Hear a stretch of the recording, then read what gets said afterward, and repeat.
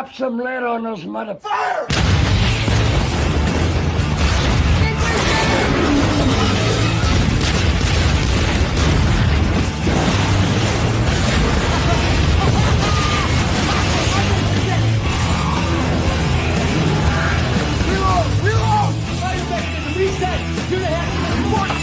Department of War Crimes is thriving, sir. I ordered the cold-blooded murder of 2 terrorists and/or fishermen who survived an illegal airstrike, which would have maybe kinda definitely been a war crime, even if this was a legitimate war, which it is not, because Congress never voted on it. They wanted to, but I gave them the old skirt. I'm sorry, skirt? Yes, sir. Skirt. That's fun. Let me try. Skirt. You better do it up high. Like, skirt. Okay, yeah. Skirt. Nope, no I, no vowels at all. Just skirt. Skirt. That's right. Skirt, skirt. Skirt, skirt. There you go. You sound like one of my teenagers. Oh, my God, I feel so old. I knew all the teen slang back in the Epstein days. Ha ha ha. Okay, skirt. Oh, hell no. More poor immigrants. Round them up.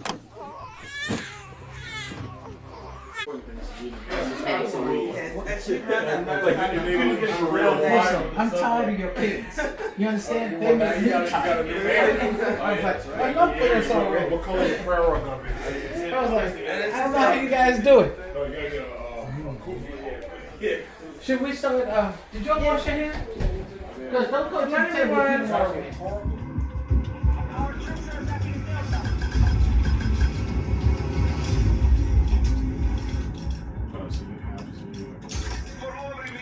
Yeah, I've unlocked some things. I don't know all the shit that I unlocked. It's perfectly fun. At this point, because when this game came out, I think I played it for a good 17 hours straight. Oh, yeah? And I took off work and everything.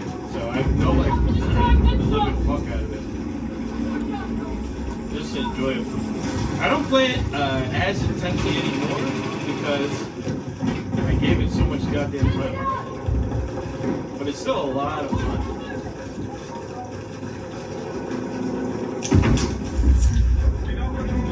But it does feel very buttery smooth. It's just It's so super crazy smooth. how quiet it is. I was amazed how smooth Cyberpunk is. I'm waiting for Grand Theft Auto 6 because I know I'm ready for Grand Theft Auto 6. Whatever comes out. Yeah, so as you can see, I'm at Cadillac. I had to schedule my service appointment for my tire rotation. So they have, what is this? They got this Escalade IQ right here, 153,000. Black, oh, I think this is blue.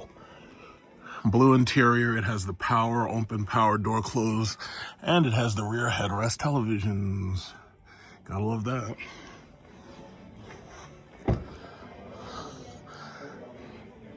Yeah, see, that's what I'm talking about. Those rear TVs, man. Gotta have the rear televisions. Look at that shit. It's fucking awesome. That is freaking awesome. Love that. When these things come off lease and these things are certified pre-owned, these are going to be a really, really killer deal, man. Because it's going to be like 100,000 or less. This is the blue interior. And to tell you the truth, the blue interior is nice. It's not bad at all. But that's, yeah, $153,000. And I think those are 24s. Because I think this thing comes up to, you can get these things in like 26. And this is the regular gas Escalade. Not interested in that. I don't like the gas Escalade. Oh, it's got the power running boards, power doors. This one does not have the center console, but it does have the rear TVs. And the rest of it is pretty much the... Let me see. Yeah, it's got power door close. Yeah, that's fucking awesome. Look at this. Shit opened for you. I like that. It's like Rolls Royce shit. All these cars are basically rolling computers at this point. Rolling computers. But you got the rear headrests. I like the IQ better, man. The IQ is really... I'm just glad Cadillac's kicking ass because even Mercedes can't sell this shit. They had to get rid of those EQSs. They had to literally get rid of the whole thing. And they had to say, you know what, we're not making this shit no more because these fucking cars are small and they don't look that good. They're ugly, but these Escalades are killing it. Even the Vista, everything's killing. Like Cadillac is like killing it with electric, man. It's Awesome. What's going on, brother? Yeah, you too. That's that Vistic right there, the baby Escalade. That thing weighs like more than the old gas Escalade did, and it's in red. How much is this? The fully loaded one is 99. This is 82. That's 83,000 with this freaking latch. Oh yeah, that's nice. That is a nice interior. It's white and shit. White, just like mine. I like white. I like it white. But where the fucking rear headrest televisions? If you don't have rear headrest televisions, then you know you just half stepping. But this does have Super Cruise. That's pretty cool. Gotta have rear televisions. Gotta have something for these kids to do. In fact, shit, I might want to sit back there. Forget the kids. Maybe I want to sit in the back, watch some movies. Huh? What about me? What about me? I can't sit in the back and watch Star Trek? Huh? Yeah. All right, let's get out of here. Actually, this guy right here had to get in front of me. So you got a guy with the freaking whole Christmas tree on his freaking car, right?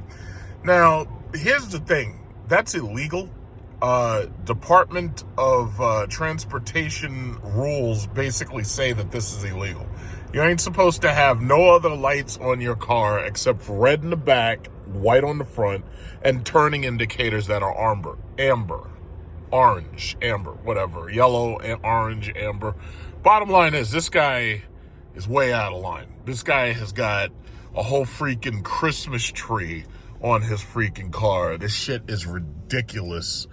And he's doing this for attention. He's got an old ass Toyota.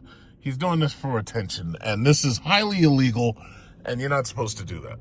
So bottom line is this. When he gets pulled over by the police, what happened here? Toyota Camry decided to break down, or he's taking a piss. I think he's probably taking a piss. There's a 1993 Toyota Camry. And you know, it's funny that I recognize that model specifically because my cousin, well, she tried her luck at car ownership. She's one of these Generation Z kids, and unfortunately, they're all morons. And she tried her luck at car ownership. So here she is, got a 1993 Toyota Camry. Car's paid off. Fucking insurance is charging her $868 a month for insurance. And that's what happens. If you pay off a car, because a lot of people talk, oh yeah, well my car is paid off. Yeah, my Jeep is paid off too, but here's the question. How much are they charging you a month just to keep the car on the road? That's the issue. The insurance on these things is sky high, even if the car is paid off. So here she is, first time driver, new driver. Look at this asshole, these fucking BMWs, man. It's always a BMW. It never freaking felt. Let me go get this guy. No, you know, these stupid ass BMWs. My God, these people putting everybody's life at risk. Look at this guy. Anyway, but bottom line is, oh, Cadillac V-Series Escalade right there. Look at that V-Series Escalade. Those are pretty cool, but I don't like them gas trucks no more. I'm done with the gas. I'm done. I can't see myself buying another gas car. I just can't see it. I can't see it. This electric is the shit. In fact, there's a new charging station, and I'm planning to go to that new charging station that just opened up, apparently. I'm planning to go there and check that out and see what that's like. And it's sad because here they are. They're opening up a new charging station right in the last month. This is my last month with free charging. From now on, I'm going to be charging at home and I'll be in my bed while the car is charging. And it only takes like 3 or 4 hours to go. In fact, I think it only takes about 3 hours to go to, 85%, right? But if you want to go all the way to 100%, it basically takes 4 hours because once the state of charge is high, it doesn't charge as fast anymore. And that's like a protection for the battery.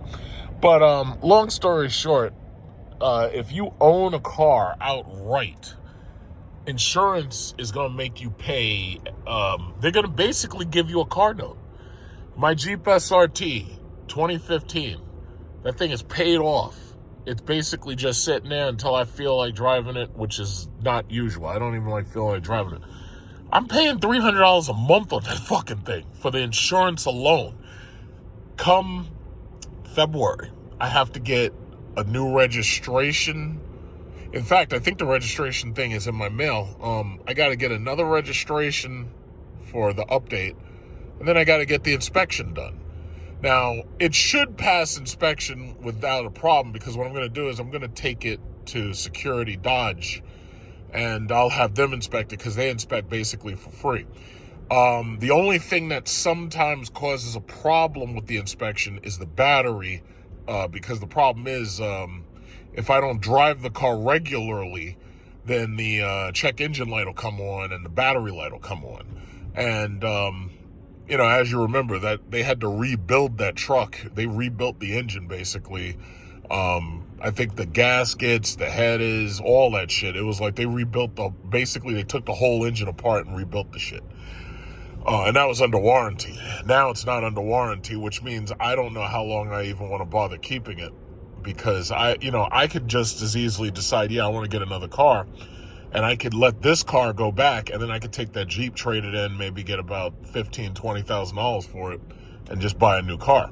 But honestly, with the Trump economy, I really don't want any more car loans right now. I'll wait until Trump's out of office, because his economy is a disaster. They're lying about it, trying to tell you how good it is. The economy sucks. And I don't care what they say, because we all see the signs. The houses are still unaffordable. The cars, a lot of these people getting their cars repossessed. So I'm not taking out any car loans right now. There's not even that many cars I'd really want. I like the electric Silverado EV. I like the Escalade IQ. And I like the Mercedes S-Class, but the Mercedes S-Class is a gas car, and I don't want another gas car. So I'm pretty much forcing myself to say, I'm not going to take that. I'll wait until they release like the electric version. Not that ugly-ass EQS shit, but, the electric version of the full-size S-Class. That I'd be interested in. But anyway, I don't really want to take out any loans, because the Trump economy is a fucking mess. You really, and this is the thing, to finish that story about my cousin, so they got her paying $868 a month. Now, my ex-girlfriend, she had a paid-off car, and they were charging her like $600 fucking dollars a month, and this was years ago. This was before the unaffordability crisis. So I'm thinking to myself, it's like, even when you pay off your shit, they still fucking with you. And she hadn't had any accidents, and they still got her. And there's brand new drivers, and they still charging you over $600 for insurance. That's crazy. So my thing is, some people are, at least the car is paid off. It's like, yeah, but you're paying a car note for the insurance. That's robbery. That's theft. I mean, that's terrible. That's ridiculous. But what was I thinking? Right now, I don't really want to spend cash money. Right now, I want to hold on to cash money. And what I'm doing is I'm buying stuff on credit and then paying it off in cash. But I'm only buying what I need. So my trip to, what is that place? Vietnam and Cambodia, business class with Japan Airlines. I bought it on a credit card, Wells Fargo Reflect. They give you, 21 months of 0% interest, right? Because I refuse to pay interest. That's how I keep my credit score at 850. And I also get anything I want, and I don't really have to pay for it right away. I pay for it over time. My electric, I should say my oil heater. My oil furnace, I'm getting a new oil furnace. So this fucking thing, basically, the oil furnace is like $4,000 by itself, right? But the installation is like double that. And then there's the other issues like the taking away of the old furnace. Sometimes they have to cut those things to pieces just to take them out of your, your basement and everything. So basically that's $11,000, long story short. So what I'm doing is, they hit you up for the deposit. So I give them the deposit. They prefer a credit card for the deposit. So I paid them with my Apple Card. Apple Card gives you instant cash back. So 1% of that, like $3,500 was like $35, right? What are y'all doing? I gotta be careful, because some of these people are stupid, and they get in the car accidents for stupid shit. Meanwhile, see, I got my car driving itself, so I can do what I'm doing, and the car's driving itself. So I'm just paying attention just so it knows I'm paying attention. Long story short, I'm getting a little bit of cash back for this furnace. They take $3,500 up front, so that means I still have to pay them. I think it's like $8,000 or something like that, or more. I think it's more. But bottom line is, I get a little bit of cash back for it on the Apple card. Had I paid for it with my Capital One Venture card, the problem with that is there's no There's no term with 0% interest on that card. So paying for it on that card would mean I'd have to pay it right back immediately to avoid the interest. So basically all I would do is I would pay for it with that card and get the points. And that's about, 9, let's say it's about $9,000 worth of points. No, it's about $8,000 worth of points, right? So, pay that shit off as soon as that bill posts. I don't wait until the revolving balance hits, and that's the way you keep your credit score high. What you do is you pay off that balance before they even have a chance to charge you interest. So this way I get the points. Because see, the Wells Fargo Reflect card, yeah, they give you the 21 months no interest. The problem is they don't give you points and they don't give you cash back. So, I'll take the 21 months and use that up. But for the other purchases that I had, it's like, no, I wanted to pay that shit immediately, pay that shit in cash.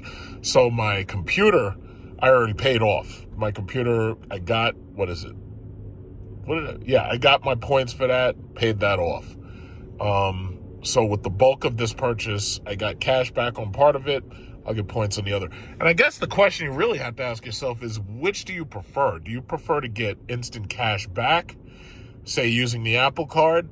Or do you prefer to get the points on a regular credit card like the Capital One Venture? That's what I use. So ultimately, I do plan after this Vietnam-Cambodia trip, I'm going to Bora Bora. I believe that Bora Bora will probably be the last major vacation I do. After that, I'll be just doing regular trips. Like if I want to go to China or Japan or South Korea or something like that, I'll treat that as a regular trip, not some grand vacation, right? But Bora Bora, I already know that's $10,000 right away. That Bora Bora is $10,000. I was telling some of my friends and people, I was like, listen, if you want to go with me, you better start saving your fucking money now. Because I hate it when you tell your friends, you be like, yeah, you want to go this place? You want to go to Dubai? And they be like, yeah, I want to go to Dubai. Next thing you know, you be like, okay, save your money and we'll book the trip. I'll tell you when we'll book the trip, but we'll be booking in August or we'll book in October when they have the sales on the flights. Sure enough, you call them up. Oh, well, yeah, I'm really sorry. I ain't got that kind of scratch. They're like, yeah, but I told you to save your money. What were you doing? So it's like, nah, it's like mostly I travel alone. And I think a lot of people pretty much probably prefer to travel alone. Because this way, because if you're going to go business class, a lot of people don't want to spend that extra money. And that's really fucked up. Like you're sitting in business class sipping liquor and they're in the back of the plane. They're in the freaking economy. And they got water. They got a little cup of water, like one of them little thimble cups. They don't even like to give them chips. Them poor people. They don't like to give them chips. It's sad. But nah, I'm in business class and laying flat. I got my seat like a bed. And they're back there in economy. Somebody's knees in their back. And they have no space, no leg space, no shoulder space. It's like, nah, man. If you're going to travel with me, you got to fly business class. Otherwise, it's it's just not a good time. It's just really not a good time. I have another friend who she booked a vacation. She's going to Kenya, and she's doing a first class flight. She's doing a bunch of business class flights, but one of her flights coming back is first class on Emirates. So I know she's going to take video and she's going to take what is that shit called? She's going to take photos and video. But she only puts her shit on Instagram, so that means that she's gonna do that, turn the fucking camera portrait mode, which ruins videos. I don't know why people still do that, but You know, my thing is, it's like, yeah, you have a 4K television. You want to be able to watch this shit in 4K, not on a fucking portrait screen. Anyway, you know, she tried to get her friends to travel with her, and it's the same shit. You know, they all say, yeah, that sounds like great. And then when you call them up and tell them, yeah, it's time to buy the tickets, they say, oh, I don't have the monies. You know, my child needed some new diapers or something, and it was, it was very expensive, so I just don't have the money. It's like, whatever. It's like, no, it's easy to just travel alone. You know, it really is. In fact, some people, especially if you're going to like Vietnam, Thailand, Cambodia, Philippines, some people be like, nah, you shouldn't bring anybody with you. Why would you bring a snack to the buffet? It's like, well, you don't do that. And I'm like, you know what? I think you're right. Man, I got out, what is this? I got out 20 minutes early, and you're still facing the same amount of traffic. It's ridiculous. It flows a little bit better, but it's still the same amount of traffic. Like, that's insane. How is it that you leave earlier, but you're still facing the same amount of traffic? In order for you to beat this traffic, you got to get up at like you got to be out of your house at like 5 o'clock. Just going into Manhattan, going into New York City, because, if you're going into Manhattan, man, you're always facing this shit. It's insane. It's like,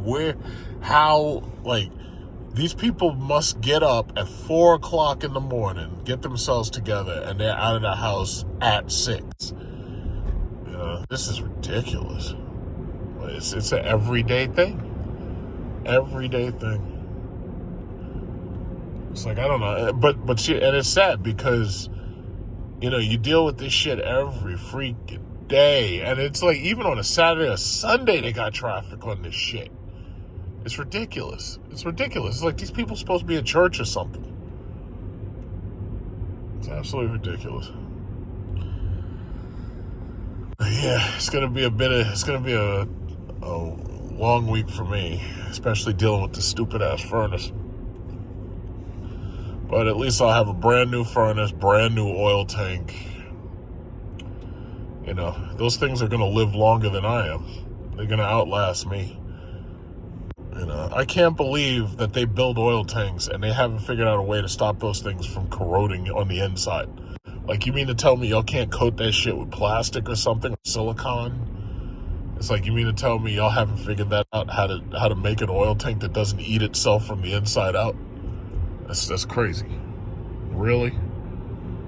What kind of metal do you need to use to make sure that this fucking tank doesn't eat itself inside out?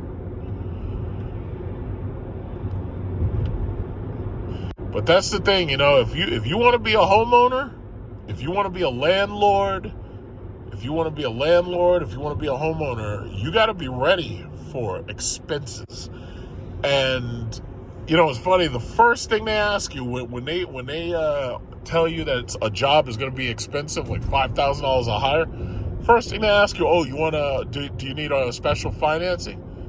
And that's the problem. When they talk about Americans carrying credit card debt, immediately in your mind you think that, it's because they're buying video games or they're buying clothes, like luxury shit. Unfortunately, the reality is a lot of that credit card debt is actually deferred payments for things just like this. Maybe they needed their roof done. Maybe they needed the floors in the house done. I got friends who just got home improvement. They got dormering done. Like, they got part of their house added on to. Or maybe they needed a basement done because they planned on renting out to somebody, or maybe, like, I have another friend got kids living in the basement. Maybe they needed the attic done, maybe they needed something, but a lot of that shit is deferred payment. So when they're talking about like $1 trillion, because I think our credit card debt, if the truth is told, our credit card debt is basically like $2 trillion. It's actually probably a lot higher, but the problem is they only count, the way they count is they count like revolving balances. Sometimes they don't count, like when you're talking about people like me who use a credit card and then pay it off, a lot of that doesn't get counted because it doesn't get reported. So you got to remember, there's a lot of stuff that the credit card agencies may or may not report. So I really believe that we're over $2 trillion. Am I going to get the truth out of the government so I can quote it? The answer is no, because the government under Trump is nothing but fucking liars. That's all they do is lie. And if you bring them bad numbers, Trump just fires you and he brings back somebody else who'll give him better numbers. And even if it wasn't Trump, now you got a government who's counting shit that, like, they're talking about consumer spending is telling you how strong the economy is. No, it's not. Production tells you how strong an economy is, not consumer spending. Production is a result of a country selling stuff. So when you export, money comes in, not out. But you produce more to sell more. You don't produce more to sell less. You produce more to sell more. That tells you how strong your economy is. These people say, oh yeah, well, if they go out for Black Friday and they run up their credit cards, that's a sign of economic growth. No, it's not. That's a sign of them going into debt, and later on they're going to lose shit because the repo man's coming. You know, it's incredible, man. These people disgust me. And now they're having a big argument about whether or not they commit war crimes. Yeah, I'm pretty sure killing prisoners of war is a war crime. I'm pretty sure. That even in Call of Duty, they don't let you do that shit. Like, if you kill people after you capture them, the game ends. And then you get a message on the screen that says, yes, shooting unarmed people is a war crime.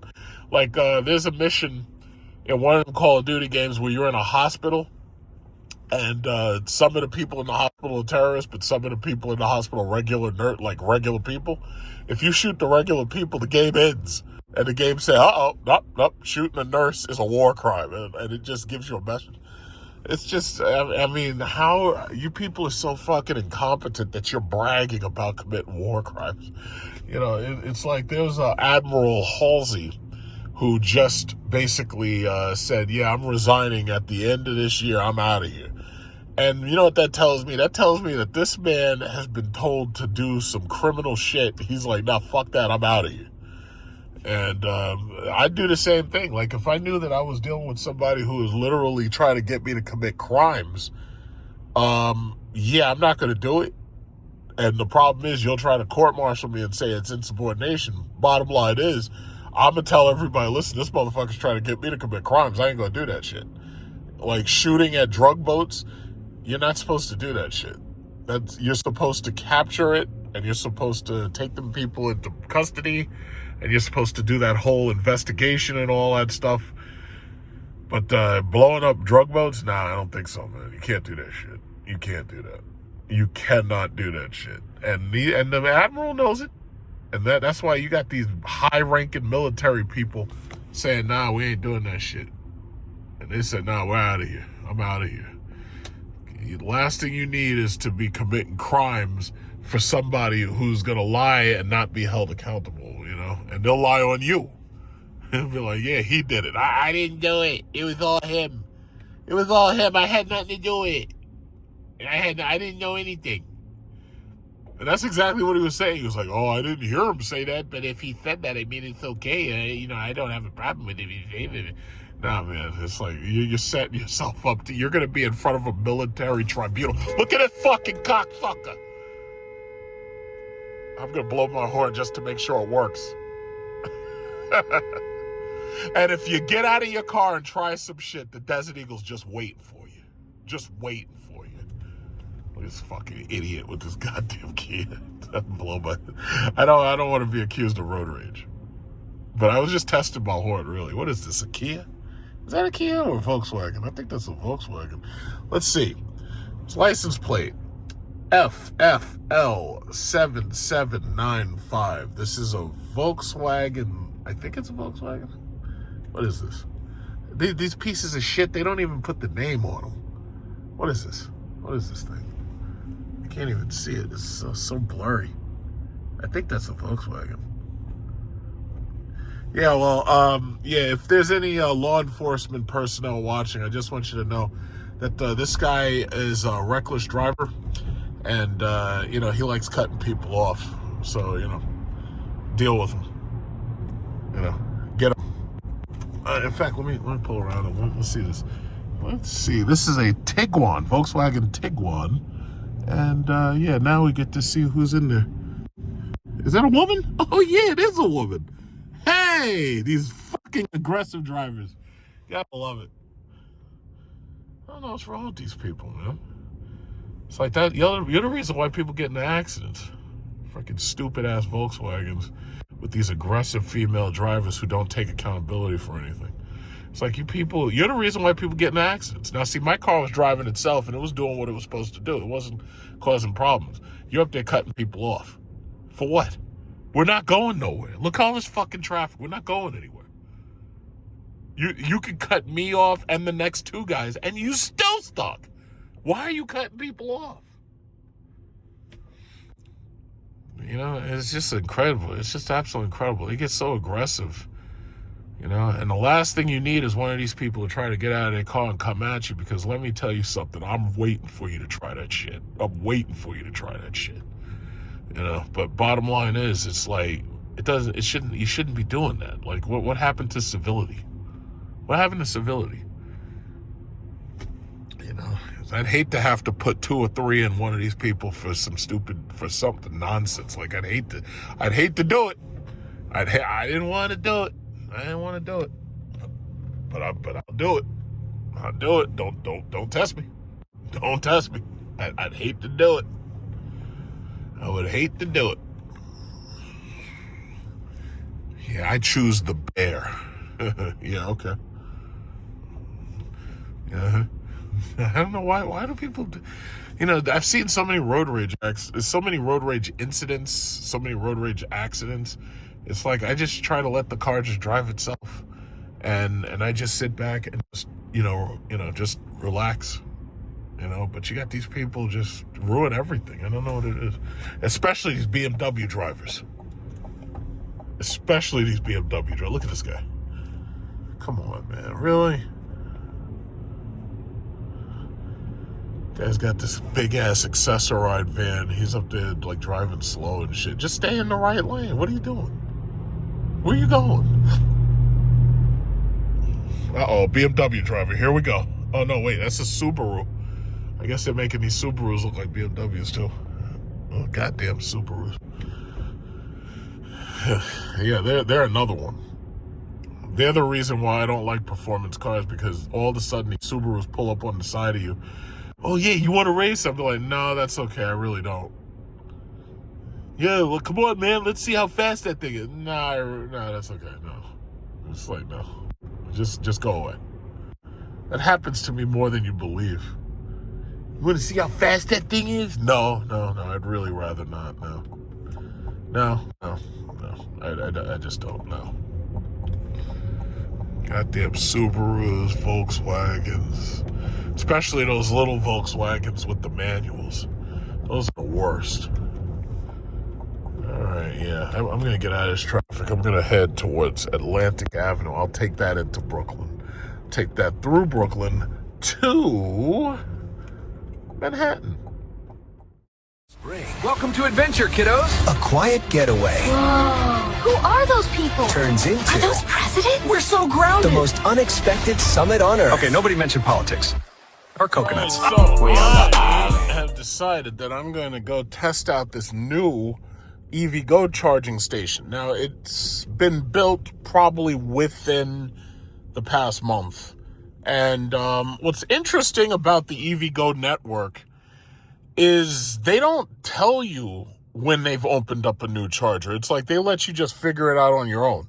Now, I'm sure Tesla is itching to let you know, yeah, well, guess what? We got a new supercharger station, and they either email you or something, and they let you know that something's going on.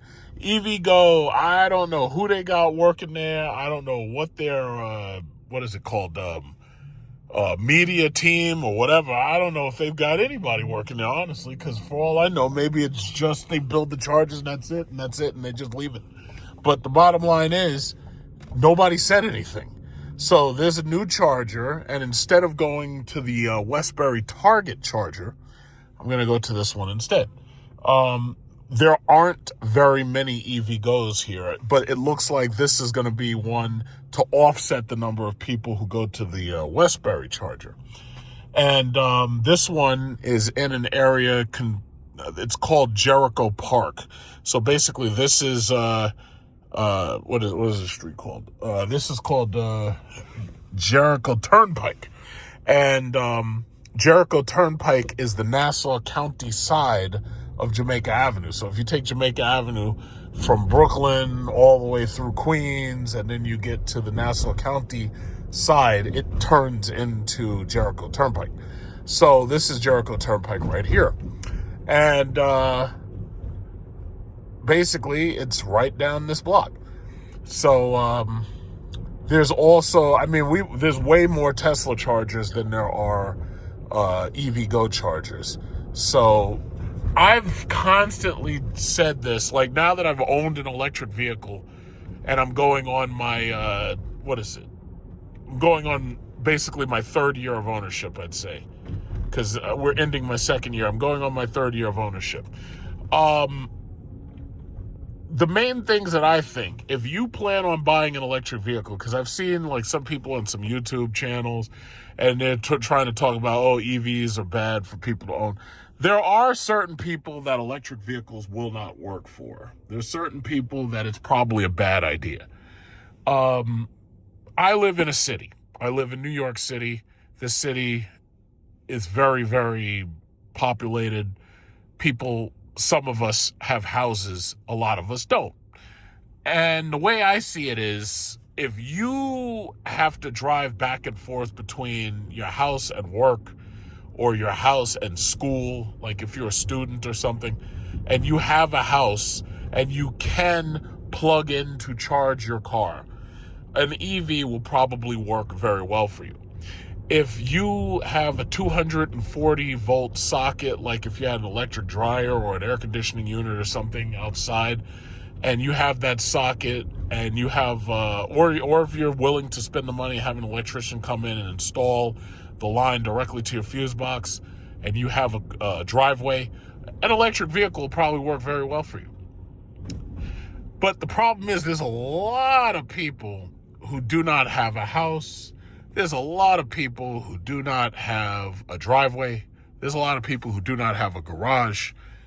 For those people, if they really drive a lot, and by a lot, I mean if you're driving 50 or 60 miles a day, and you want an electric vehicle because gas prices are kicking your ass. Because, Trump promised that he was going to reduce the price of gas, but that never actually happened. In fact, while we're going down, we could look at the price of some of these gas stations. There are some people in very obscure parts of the country where gas is really cheap. But here, no, gas has not gone down. It hasn't gone down. The lowest I've seen gas prices during COVID was like $1.99 for premium, because and the reason why you got to look at premium, not regular, is because more and more of these cars are turbocharged 4-cylinders, and because they're turbocharged, they demand higher octane gas, so they demand 93 octane gas. And what they'll tell you is, don't worry, you can use regular unleaded, and then next thing you know, you end up in the repair or the maintenance, and then they're telling you, you've got lots and lots of carbon residue on your pistons. See, look at this. That's USA. That's a no-name gas server. $2.89 for regular. That Super is $3.59. So no matter how you slice it, you're getting closer and closer to paying $4 for a gallon of gas. Shit has not gone down. So Trump could say whatever he wants. Shit didn't go down at all. That's exactly what I remember, with the exception of that spike in gas prices when Russia and Ukraine went to war and gas was like $6 and $7. That was an anomaly, but, it could have been avoided, but it wasn't. Because, this country has a horrible foreign policy, and you're witnessing that right now, watching Venezuela and watching Gaza. Oh, and by the way, before any one of you tries to tell me that I can't talk about politics when I'm doing a review, let me tell you that there's a number of windows on any of these buildings. You can go jump out of one of them. or you can be thrown out of one of them. You can be defenestrated, just like Vladimir Putin would do. So don't tell me that I can't talk about politics. I talk about whatever I want. And you can turn your computer off and go to bed and go to sleep. I could care less. But the bottom line is, gas prices have not come down. Trump claimed they're coming down. Trump claimed we were getting a $5,000 Dodge check. That shit didn't happen. He's talking about a tariff check, $2,000. That shit didn't happen. I don't think that's ever going to happen. Until it shows up in my mailbox, it didn't happen, okay? It's just that simple. And now they're talking some new bullshit. Oh, yeah, we've got baby accounts, some baby Trump. It's like, get the fuck out of here. It's like, listen, if you guys are so desperate to launder money, y'all might as well just keep using Bitcoin and watching your shit depreciate when it does, when somebody else hits the sell button. It's like, come on, man. How stupid do you think we are? Bottom line is, people who want electric vehicles, if you really, really want one, there's a lot of benefits to electric vehicles. They drive a lot quieter. They typically drive a lot smoother. First of all, these things, the air pressure on these tires is much higher. The cars are more robust because of the fact that you have these huge battery skateboard packs. So these things are built to higher quality and higher tolerances than, say, one of these boring-ass Toyota Camrys or one of these Honda Accords. These things are, this car right here, this thing weighs 6,000 pounds. It's about the length of, like, say, a S-Class coupe or something. This is a big car. This car weighs about 6,000 pounds. Most cars this size with a gas engine would only weigh about 4,500, give or take. A wagon this size will weigh about 4,500 pounds. This thing weighs 6,000 pounds. And that's because it's got all the trimming. It's got, this big-ass moonroof, and then it's got, like, 22-inch wheels and all that. Got that Hummer right there. That Hummer weighs 9,000 pounds. The regular Hummer weighs, like, less than 7,000 pounds, but that one weighs 9,000 pounds because it's an electric car. So, I would say that people who want electric vehicles, as much as I hate to say it, your safest bet is Tesla. The reason why is because the Tesla Model Y, the Tesla Model 3, those are quintessential electric vehicles. They have basically checked all of the boxes. They have front entertainment, rear entertainment, heated steering wheels, heated cooled seats. They've checked all the boxes with the refreshed models, the new models, the 2025s and the 2026s. They checked all the boxes. So I would say if you want an electric vehicle, the safest bet is Tesla. Tesla has way more superchargers than any of these other companies, or EVgo, Electrify America. Tesla has way more chargers. And what I like about Tesla is Tesla gives you one charger per car. So that means if one of those chargers deactivates or malfunctions, there's other ones to go to. But with EVgo, they've tried to get off cheap. They tried to make it 2 cars charging per panel. Here's the problem, though. If one of those, come on, lady, just go. Come on. What are you doing? Just go. You got a silly ass little Camry. What do you think I'm gonna hit you? So anyway, what is it? If you want to drive cross country, Tesla's probably the only network that I trust to be able to drive cross country, because they have a lot of chargers. And as long as you don't have one of those situations where you have people literally stealing the chargers, trying to sell the metal to China, you should be fine. As far as I'm concerned, anybody who's cutting these chargers and stealing parts out of them to sell, they should be put to death immediately. Like, we have various forms of capital punishment. We have the electric chair, the gas chamber, we have the lethal injection, we have firing squads. I think they should be forced to choose one if they get caught doing that, because they're messing it up for everybody. That's like a crime against the state. I wouldn't tolerate it one bit. But that said, Tesla is the only charging network I would trust to get me from, like, say, here to Canada, or from here to California, or from here to Florida. Tesla's got the only network I would absolutely trust to do that. EVgo, and I hate to knock on them, because I've enjoyed 2 years of free charging, and I'm still enjoying that up until January, so I still have a month. Like even right now, I'm down to 76 miles, if you could see that. Like, you know, I didn't charge fully the last time. I charged up to like 285. Right now I'm down to 76, so I have to go to this thing right now. I could have gone yesterday, but it was raining. Problem with EVgo is sometimes you go there, the goddamn chargers don't work. Usually they have 3 machines, 2 cars per machine, so that should be a total of 6. The Westbury location, they put the fucking machines in wrong. So now you've got 3 machines, but the first 2 only charge 1 car each, so that's only 2 cars. The last machine charges 2 cars, so that's a total of 4.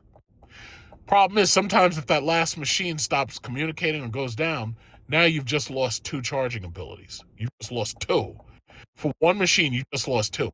With Tesla, usually all of the machines are, for the most part, working, but at least if one machine goes down, you still have like 8 or 9 machines.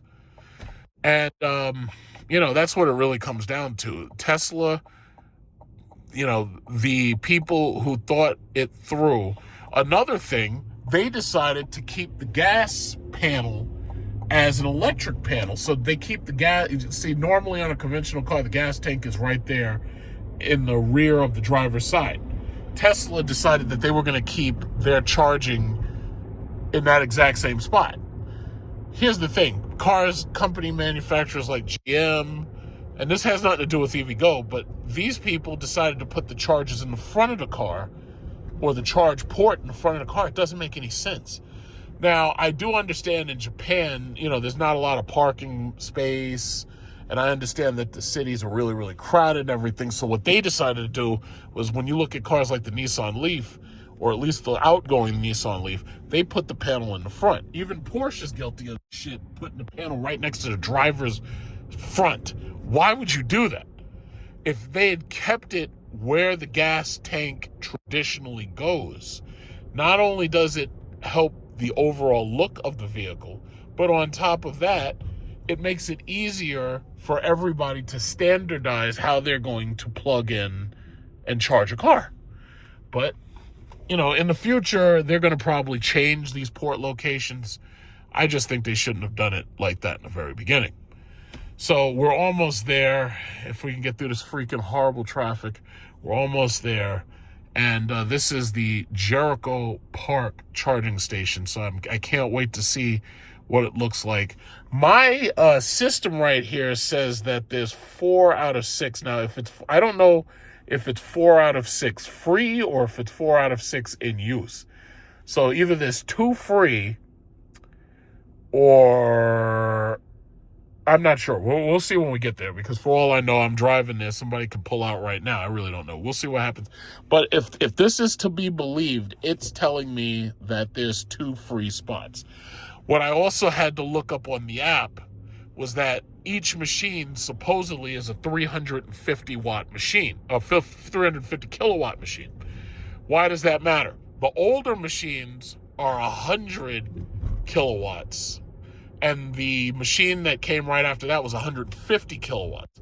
Now, obviously, the more kilowatts, the faster this thing's going to charge. So the 350 kilowatt machines are pretty good.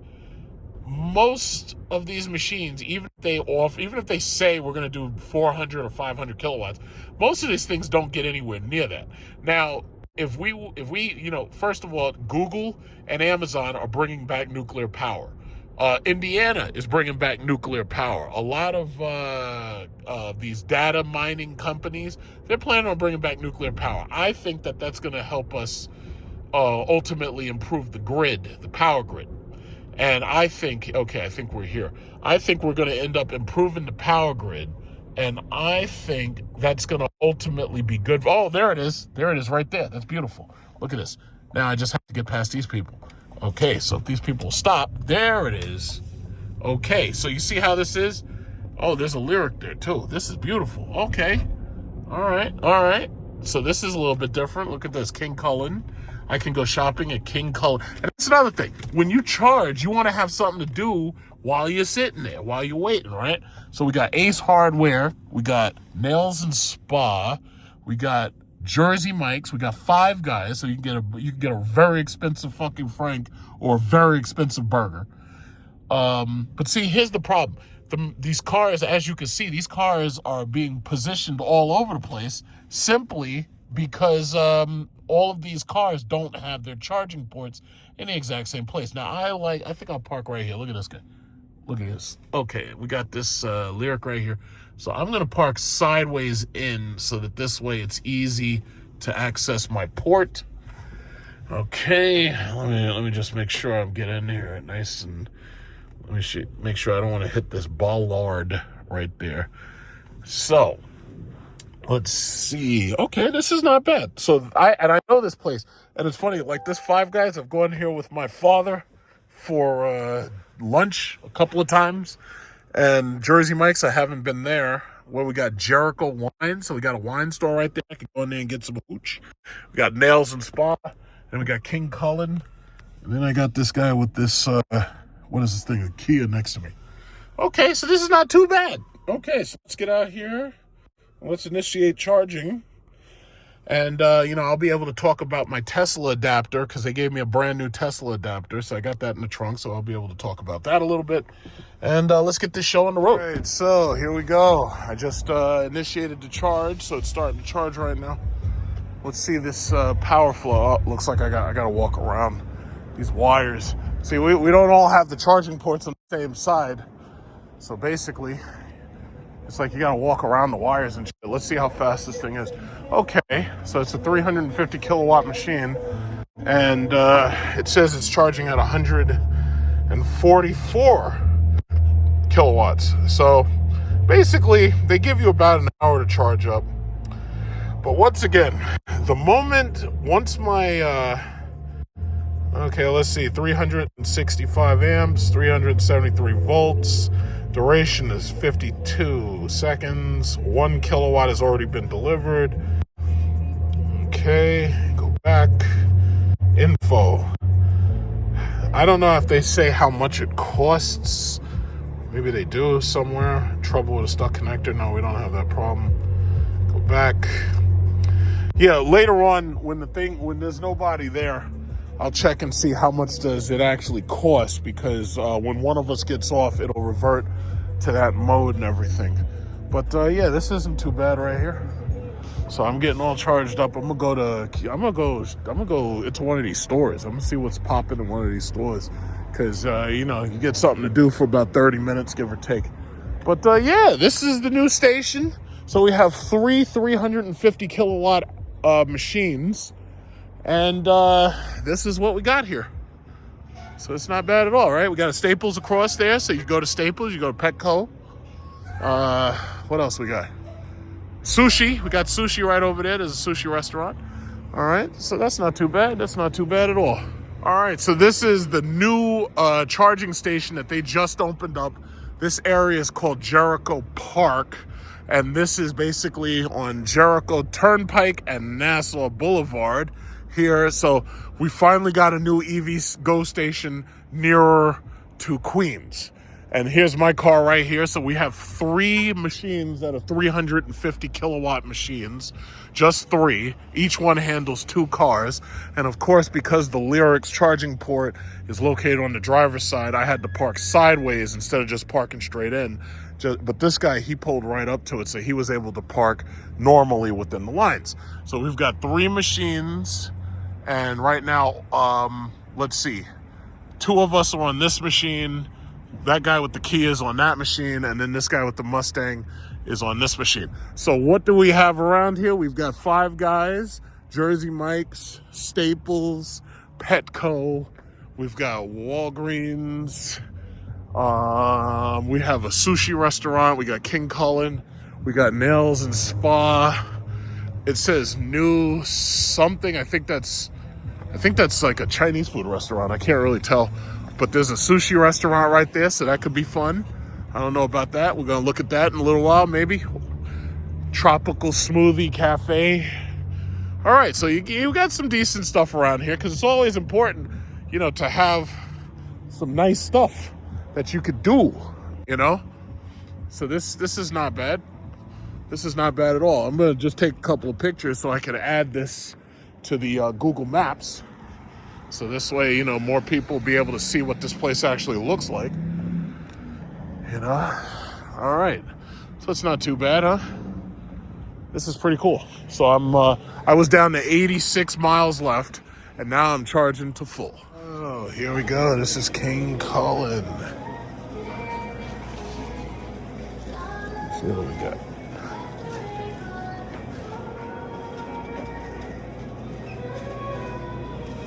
All right, so it's very nice. It's very nice.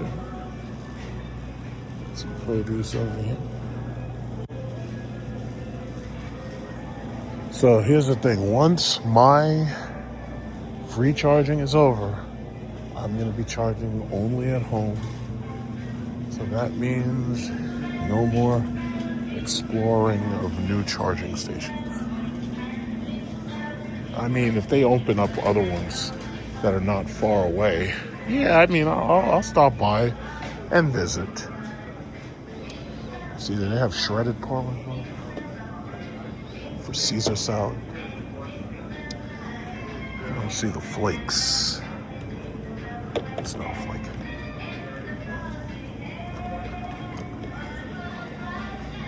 Okay, they're playing that music in the background. Hopefully it's not too loud. I would hate to get a flag.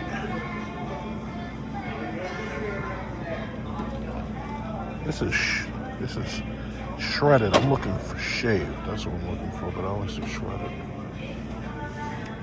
Sorry.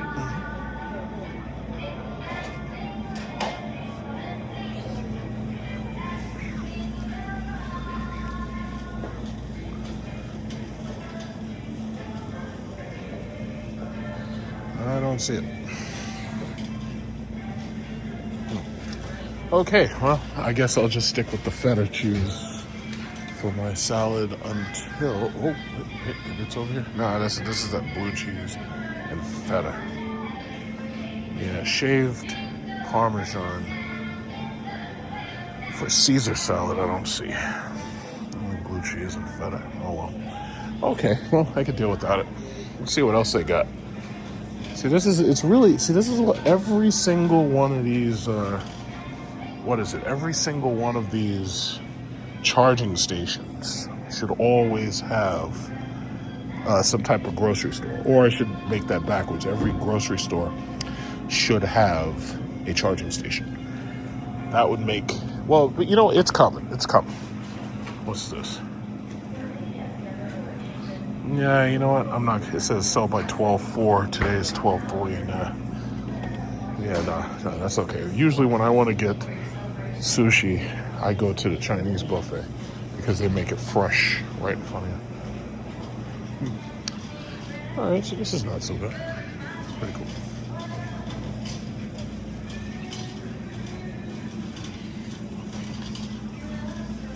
Yeah, but yeah. It's actually cheaper to charge your electric car at home. You have to wait till off-peak hours, which is usually 7 or 8. But once it's 7 or 8 o'clock and you start charging, it's much, much cheaper. Even the cheapest fast chargers or superchargers are still way more expensive than just charging at home. Do I need to get more coffee? Let's see. Do they have the bag coffee or do I have to go to Target? They got all this music playing, man. Oh, $6.99. That's not the kind I want. Those are like caps. I need the bags. What's the bags? $15.99?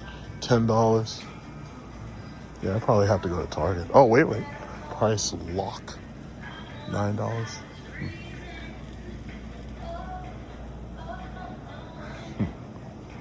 Hazelnut decaf. We don't do decaf.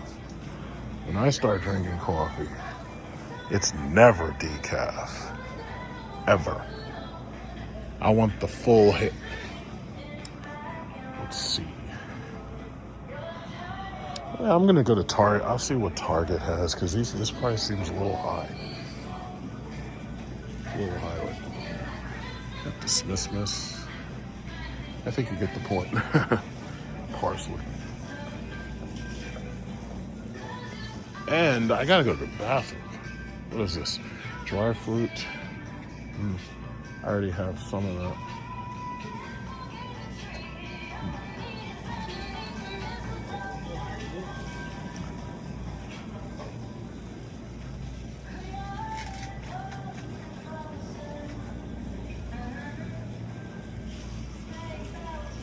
All right, well, see what they got in the dairy.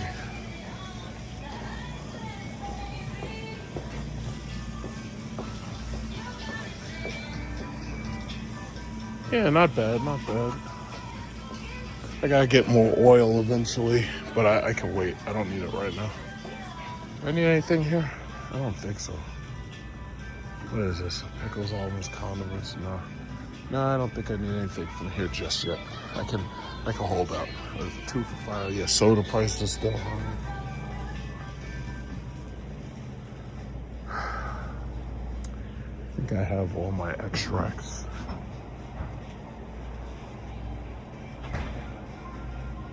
Orange, $5. Banana. Somebody's trying to call me. Oh, it's my cousin. I gotta take a call. Hey, so fortunately I was able to find the shaved Parmesan. I looked a little bit closer. I was able to find just one of them, so it was there. So as far as charging, you got this Lexus here, the other guy with the Lyric he done left. And let's see. Touch to start pricing. See, for some reason the pricing disappears if both cars are plugged in. So they're saying that if you have a service plan, or if you have a subscription, I should say, $13 a month, there's no session fees. The cheapest you can charge is 28 cents per kilowatt hour. Now, my car takes 100 kilowatt hours to fill the battery, but typically if you come here, you're only probably going to use about 70 to 75 kilowatt hours. Like even right now, you could see that it's sucked up 52 kilowatt hours, and that's 80%. But this car typically is only going to take about, give or take, 70 kilowatt hours when I come in low, when I come in like at 30% or 20% or something. So as far as we got another one. We got Toyota BZ4X. See, now everybody's finding out. This is the secret spot. This is the new spot. This is the secret spot. Nobody knows about it. Now everybody knows about it. These people are starting to come here. But again, once my free charging period is up, I ain't coming back here. I ain't coming back to any of these things unless I'm going cross country or something. But anyway, and I wouldn't even use these. I'd use Tesla. But long story short, the expensive charging is 59 cents when you're on peak. That's 12 p.m. to 4 p.m. The off peak is 52 cents per kilowatt hour. That's 4 p.m. to 11 p.m., 8 a.m. to 12 p.m. So this one's 12 p.m. to 4 p.m. is on peak. So the most expensive time is between noon and 4. That's the most expensive time. The least expensive time is super off peak. That's 12 a.m. to 8, 11 p.m. to 12 a.m. So you're talking about midnight, basically, and you're talking about 12 a.m. to 8 a.m. So we're talking about early morning and midnight. Here's the thing. Charging at home, instead of 28, the 28 is the cheapest on one of these machines. If I charge at home, it's 9 cents per kilowatt hour. So I'm beating even the superchargers. I'm beating them by, more than 10 cents. So that's pretty good per kilowatt hour. So if you figure, if I were to get a full 100 kilowatts, which I'm not, I'd basically be paying close to $10 every time I charge my car. So that's not too bad. I'm just happy that we got another charging station, because now the Target location will, maybe they'll take a little bit of pressure off the Target location. You got a Citibank here. So we got lots of stuff. So I just went into King Cullen. I like that. Got a Walgreens over there. That's fantastic. So my car basically will be fully charged within the next 15 minutes. And that's that, I'm just really, really glad that we have another charging station. So I put a couple of pictures on Google Maps. And that's another one right there. That's another one right there. Yeah, so, I like to put pictures on Google Maps, My Google Maps profile, I built up like hundreds of thousands. Like, it's funny because Google Maps, I was getting people getting views easier than freaking YouTube. Because on Google Maps, there's nobody throttling you. There's nobody messing with your views and subscribers. So I was actually getting way more people on Google Maps. That's ridiculous. But that's what they've done. They screwed everything up. Thou shalt not pardon drug dealers while murdering helpless fishermen. F you, stupid libtard! All right, so the Tesla charging adapters, I have 2 of them. Both of them are by Electron. Now, the J1772 adapter allows you to go from a Tesla wall adapter on your house directly to any car that uses J1772 connectors. The other charger is the Electron Vortex, which I have. And the Electron Vortex allows you to go from a Tesla supercharger directly to your CCS combo port on most cars, such as a Honda Prologue, a Cadillac Lyriq, a Cadillac Escalade, and so forth and so on. Mostly GM cars. Newer cars are starting to come with NACS charging just like a Tesla does. But for the time being, there's NACS that the Teslas use, and then there's CCS combo, which everything else uses. Now, if you have a slow charging car like a Jeep Wrangler 4xe, then this J1772 charger will be just fine because those don't support DC fast charging. So the first thing you're going to want to do is you're going to want to go on the Tesla charging network. You're going to want to push Explore. So then you have to find a Tesla charger somewhere nearby you. So as you can see, these are the nearby chargers where I am. I'm right now in Garden City Park. And there are a few charging spaces not far from me.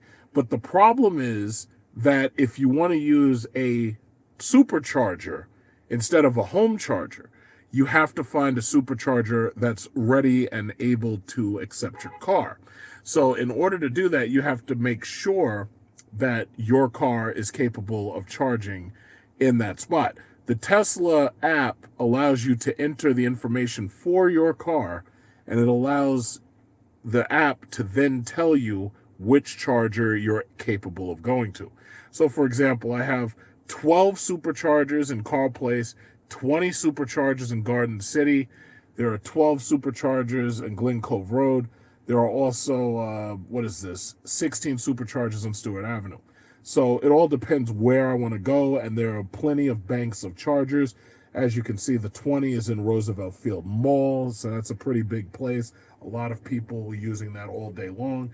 Then not far from that, there are 2 smaller banks of chargers. So you have 2 12-bank chargers, which is really good, because the thing about it is so many people have these cars that you need, a lot of chargers to accommodate everybody. And for the most part, they're never usually crowded, but as winter comes along and as weather gets inclement, yeah, they start to get crowded. So that's the main thing you want to know. If you want to use the superchargers with an adapter, you just have to put the information of your car into the system so it'll tell you where you should go. If you're planning on using it at home, you should have no problem whatsoever plugging it in and using it immediately. This guy right here in this transit van, he just pulled up to my window and he asked me how did I like this car. And I basically told him, I was like, yeah, I love this car. Of all the cars that I've had, I've never actually had a car that has gone, I'm almost at 25,000 miles. I've never had any car that has made it this distance without having to go back and forth to the shop for issues. My Jeep SRT, I had issues with my thermostat early on. My Hellcat, that had its own issues, eats up tires every 5,000 miles. My SRT Chrysler 300 had plenty of issues with that.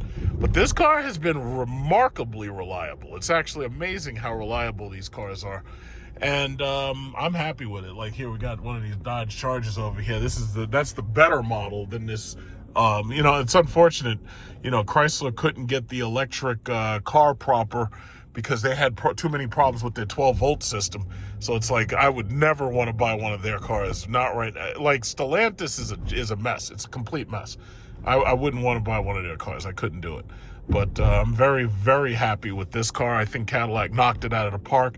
And it's also important to remember, Mercedes failed. Their EQS line failed. Their EQE line failed. They had to basically kill off that EQ product list.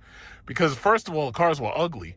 The problem with buying a Mercedes or a BMW is you are locked into an image, and that S-Class is a very specific image. Anything less than that is less than that. There's no way around it. That EQS, if they had just made the S-Class a regular car and put a battery in it and called it an electric car, they would have won. But they didn't do that. Even, and as big as the S-Class is fucking huge, they could have made it so that car had 2 electric motors, and it could have had a huge battery under it, and it may have weighed 2,000 pounds more, but nobody would have cared.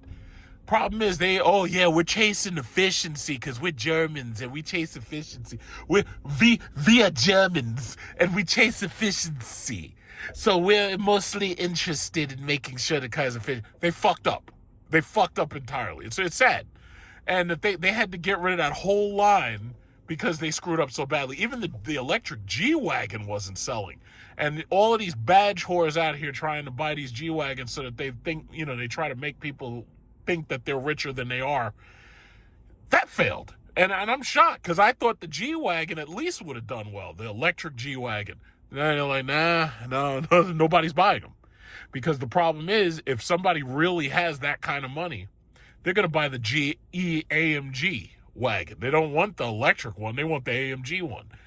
I'm not impressed with the way it sounds, but some of these people are such badge whores, they've convinced themselves they actually think that it sounds great. I don't. But, hey, that's on them. They can do whatever they want with their money. But Cadillac knocked it out of the park. They got these Escalades everywhere. These Escalade IQs, man, these things are like fucking electric toys. And these rich-ass women are buying them. You've seen my videos. Got these rich-ass women stepping out of these things. They got that OnlyFans money.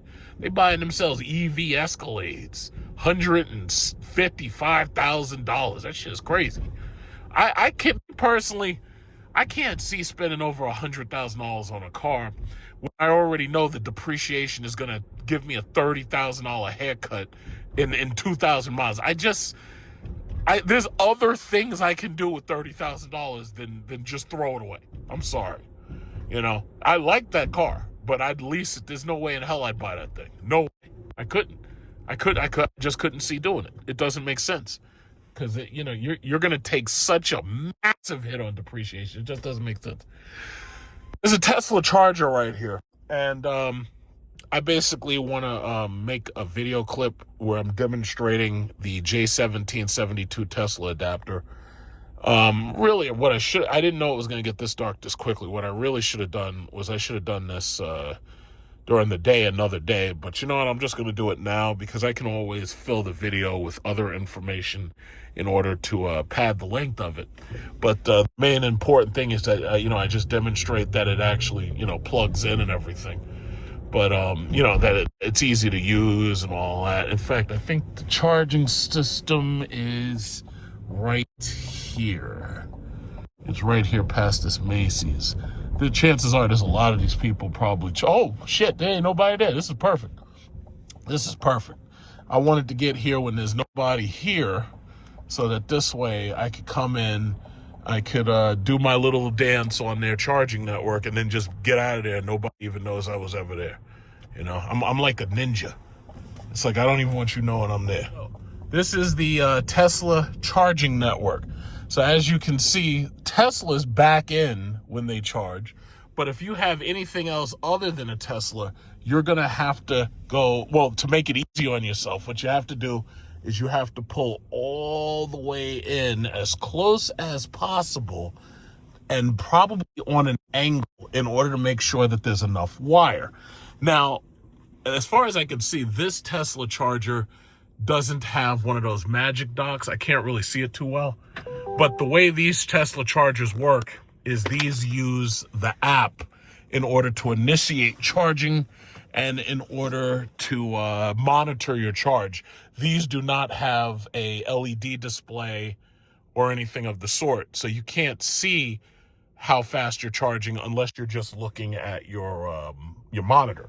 And that's pretty much the only way to tell. But fortunately, there's nobody really here, so I can show you the Electron adapter, and I can show you how easily it plugs in and everything and how easily it works. It's very, very simple. So I'm going to show you that right now. I always keep Tesla adapters in my car as an emergency, just in case I ever ran out of power on the road and I need to get to a Tesla supercharger.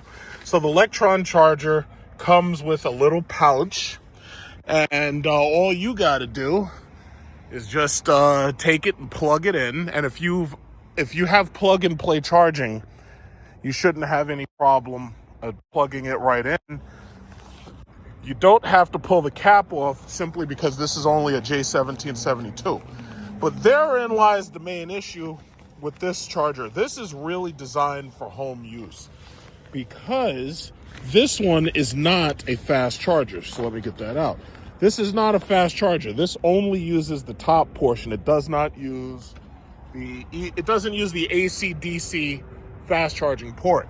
So if you're used to doing this, you'd know that this part only will do slow charging. So that means that you can only charge at slow speed. So it may take you 3 or 4 hours to charge up your car. This is really for people who have a Jeep 4xe or a Wrangler 4xe or Grand Cherokee 4xe, or anybody who has a car that only deals with level 2 charging and does not accept level 3 charging. If you want level 3 charging, that's when you want to get the Electron Vortec, the Vortec adapter. The Vortex adapter is the one that you want. You do not want this one. If you're at home and you don't mind charging overnight, takes 3 or 4 hours to fill up a 100 kilowatt hour battery, this would be okay. But if you're doing level 3 charging and you want 200 kilowatts or 350 kilowatt hour, if that's what you're trying to do, you're trying to charge an Escalade or something, then this is not the one you want. You definitely want the Electron Vortex. Some people worried about the safety of these models. This model has an emergency release clip right here, and it holds on and clamps down so that this way you don't have to worry about this being pulled out. So then you just take it like so and you stick it into your port.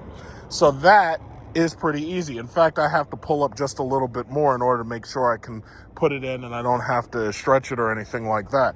But this model has a release system right there.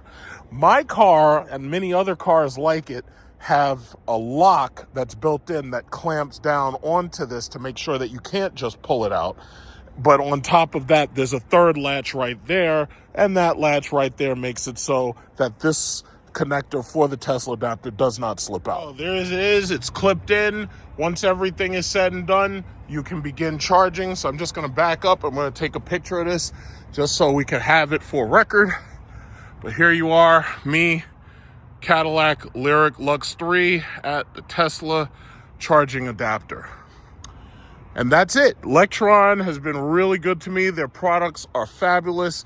They gave me a wall charger. They gave me the Vortex adapter to show to you. And now they got this J1772. These are all fantastic products. And if you're interested, I'll make sure that there's URL information that you can use possibly to get a discount on one. If you want to fast charge, this is the one you want. This is the Vortex plug. As you can see, it has the bottom AC and the DC adapter. So this plug is significantly larger and thicker. And this is designed to fit right on that Tesla plug. It's a bigger block. Very thick, heavy grade plastic to make sure that you don't get electrified. And it also has the adapter clip right there to make sure that the clip for the Tesla adapter doesn't come off. And then it also has the top right there, just like the J1772.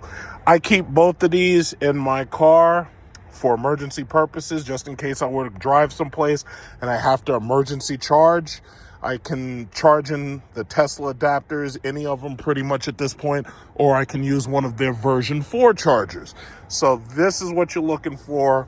If you have any electric vehicle charger and you want to be able to use the Tesla charging stations, either one of these two, my recommendation is that you get this one. However, if you have a Jeep or if you have an older car that only charges level 2, then this is the one that you're going to want to get. You want to get that J1772. And that's basically it. The Vortex is a great product, even though I wasn't supposed to really talk about that one. This is the one, this right here is the one that we're using on pretty much all of the new electric cars. Right here is my Electron V-Box. Now, again, my free charging with EVgo ends in, what is it, January 2nd. So I'm going to be using my Electron V-Box. So as long as you wait till, like, right now it's 6:09. As long as you wait till after 7 o'clock, you're off-peak charging. So the Electron V-Box, I've done reviews on the Electron V-Box. This is level 2 charging. There's a power button right on the side of it. You hit that, turns it on, and then it goes right to ready mode. And I like this Electron V-Box because this has an LED adapter, LCD display, and it makes it so that it's very easy to see pretty much what's going on. Now, it doesn't have a smart app for the phone, but because of this display, you really don't need a smart app for the phone. A lot of people who charge with Tesla, they probably get used to using the phone to watch how much the car is charging and everything and to monitor their home charging. But for the most part, this LCD display is more than enough for me. So as you can see, it tells you the temperature. Right now, it is 40.6 degrees. That's the reason why I sound like I'm cold, because my hands are cold. I have it at 40 amps. I didn't wire it directly to the house. What I did was I wired it to a outdoor 220 volt outlet, a NEMA 1450, because this way, if I need to charge anything else, I can always just unplug this and put something else there. But basically, the Electron V-Box is one of the better level 2 chargers for your home, and along with the Tesla adapters, you're pretty much ready for just about any situation where you need to charge. So in the future, more and more cars will have NACS, but for the meantime, you definitely want to have the adapters and you definitely want to have a home charger. Daddy, we're poor because you're stupid and racist. Billionaires are manipulating you to fight your own economic class. I said I was going to drop the location of where I got the noise camera ticket at. So this one is at 210 East 36th Street, Manhattan. Now, I be driving through that bitch, never got a ticket. But just so y'all know, I'm gonna put the location in the comments. But $800 though, it's crazy. It's not even about the money. It's just a principle. Like that shit is wicked to me. But yeah, I'm gonna drop it for y'all, yo. Over the past 2 years, the city has been quietly installing noise cameras in the 5 boroughs, designed to detect noisy cars and trucks and issue violations like speed cameras. Late last year, a camera snagged Anthony and his Lamborghini in Manhattan. The ticket, $800 for a first offense, which he says is unreasonable because he did nothing to modify the car, and he can't make it quieter. As you see, the car right now is how it was delivered from Lamborghini, from Italy. Councilmember Keith Powers sponsored the law. New Yorkers have a right to a peaceful night of sleep, he said, and that's what our program aims to achieve. This is where Anthony got his noise violation. Anthony is suing the city, demanding an exemption. I can't stop the car from sounding a certain way, especially driving at a normal rate of speed. If he loses, he'll have to avoid driving in the city, but buying a Tesla is out. Point out that my cousin saw my computer and she decided that she wanted to get a brand new computer. And just like me, she also had an older Alienware area. Well, actually, she had an Aurora. I have the Area 51, and she had the Aurora R9 or something like that. And she's giving that to her sister, and she decided that she was going to buy this computer. So as soon as she's fully set up her new computer, I'm definitely going to give her a visit so I can see what her new computer looks like. So my computer, as you can see, I have 64. In fact, let me turn that around so you can see it. Like, because, you know, I haven't done that many videos on it. I'm not going to. But you've probably seen this in the stores. So as you can see, I got 64 gigabytes of DDR5 RAM, and I got it below market price. The Alienware Area 51 comes with a liquid cooler for the 285K, and as you can see, I have that massive 5090 that they give you. And right now, it's almost impossible or extraordinarily expensive to buy any of those components right now. Because as you've seen, basically, Micron has decided that they were going to exit memory production. So here's the thing. Now, do y'all remember when I pitched you Mangoat? Y'all remember that? Let's see how Micron stock is doing right now. Let's see, Mike, because I have people who followed me and they listened to the shit that I was talking, and they bought Micron. So let's see. Over that 5 years, that's where Micron has gone. So I told y'all about Micron. I told y'all about them, and I made videos. My videos are still up. You can look in my records because I don't delete any videos. And I told y'all about Micron, and I told y'all about that long before like 2020. And that was back when Micron was $10. Micron right now is $226.65. What else? I done told you about NVIDIA. I said that a long time ago. That was part of the man-goat strategy. That was my man-goat. What are we? Okay, now, it is, let's see, 5 years. Look at that. 183. First of all, you know what? Fuck that. I'm not even going to talk about it. You know what I'm going to do? I'm going to go to the video itself. Let's see. Man goat. And I'm going to just go right back to, oh, there it is. 4 years ago, I was talking about this shit. 4 years ago. So I had the man goat strategy 4 years ago. I don't delete nothing. And long story short, I was trying to tell people about what stocks that they should absolutely buy. I was trying to tell them. I was trying to show them right here. I was trying to show them my dividends right there. You see my hand in the background talking about how I was getting my dividends and shit. I was trying my best. I did my best to tell everybody. But here's the problem. When you're dealing with YouTube, and YouTube silences people, shadow bans people, or uses the algorithm to drive traffic away from channels, what ends up happening is no matter how good your information is, it just doesn't matter. Unless you're paying YouTube for advertisements, which I refuse to do, they're basically just going to drive people away from your channel, and they're going to make it so look at these stocks that I had, because this was back when I was actually showing my portfolio. So I was telling you about these banks. Look at that. Bank of America was $42. Wells Fargo was $49. I was telling you about these things. Wells Fargo is like $85 right now. Microsoft. I told y'all about Microsoft. $300. That shit is $550 or something like that dollars right now. Let me see. What else? I see Citigroup, AIG, JP Morgan.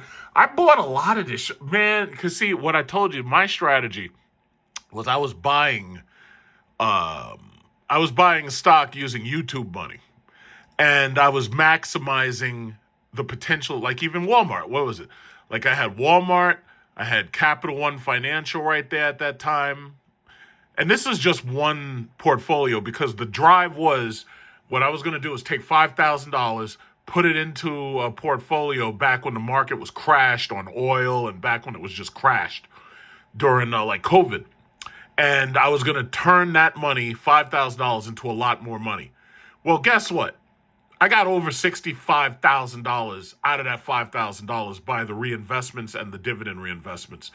And the reality is, my performance has been ridiculous, and some of the people who followed me have basically said my performance was ridiculous. And yes, I have told people, fuck Bitcoin, stay away from the shit. I felt that Bitcoin is a money trap, and I refused to put my money into Bitcoin. I refused because I saw that psychologically it's a bad choice. It's really bad, especially considering you can be making long-term dividend gains. You could be making dividend reinvestment gains. I was like, no, I'm not dealing with that shit. So that was Man Goat back then. I think I made a couple more videos about it. Let me see. I know I did more. Let me see. Because, yeah, it's kind of hard to find it because YouTube is so screwed up when it comes to, going through these videos. Like, okay, if I go to my playlist, where is it? If I go to my playlist, it's like Gaming Highlights, Tesla. I should have a Market Watch playlist somewhere. Yeah, YouTube is a mess. But the thing about what bothers me more than anything is that instead of just allowing traffic to just flow, they don't allow it to flow. They've done everything they could to manipulate the traffic. Now, think about what else I told you about. Now, I told you Micron, for example, was going to open up a factory in Troy, New York, right? And that was one of the reasons why I figured the government, the U.S. government, the neocons, they have wanted to put an end to Russia and China for a very long time. Here's the problem, though. They can't. See, it's not as easy. See, America can bully, these countries that have no air defenses and no air forces, and they don't have nuclear weapons. But you don't hear China and Russia running away from Trump. You don't hear that. In fact, Russia stood up to us and beat us for Ukraine. Ukraine is Russia's. They took that shit over, and we ain't getting it back. China is doing their thing over there, and America can't do anything about it. So my logic was very simple. America was going to try to do everything it could to corner the chips market. Biden had that, what was it called? The CHIPS Act. And we were funneling all this money towards companies to make sure that America doesn't lose control of chips just in case China were to ever take over Taiwan. As far as I'm concerned, China has no desire to take over Taiwan. Now, you can believe it or not. Thing about it is China likes the money to flow and they don't want chaos. We're the ones who cause chaos. So the simple fact is America was funneling money to these companies. And I was like, you know what? If we're going to start paying these companies and we're basically picking winners and losers, and they're building factories for Micron. You've even got a situation where, what was it? NVIDIA. You saw Nancy Pelosi. You saw her fly over there to NVIDIA. You saw her make millions and millions of dollars. I was like, wait a minute. These people are insider trading. So these people, the government, they know exactly where to put their money because they're the ones voting on the goddamn laws. I think it was either Marjorie Taylor Greene or Boebert or one of them congresswomen. I brought it up on my community chat because I can't keep track of all these people. It takes a long time. They put money into Intel. Intel is also based in Israel. And I was like, you know what? Maybe I should put money in Intel too. Because obviously we want to control CPUs and we want to control Micron, Crucial, their memory chips, the RAM. See, here's the thing that a lot of people don't get. We have memory and RAM in everything. Refrigerators, dryers, washing machines, every computer that gets built right now, especially any computer that has Wi-Fi. They got all of this shit, CPUs, GPUs, they got all that stuff in these goddamn regular appliances. So I was like, you know what? I'm going to bet on the main companies that make this shit. It was just that simple. Very, very simple, right? I kept it nice and simple. And it's paid off because my Micron's up, my NVIDIA, my Microsoft, Apple, Amazon, Google, all that stuff's up.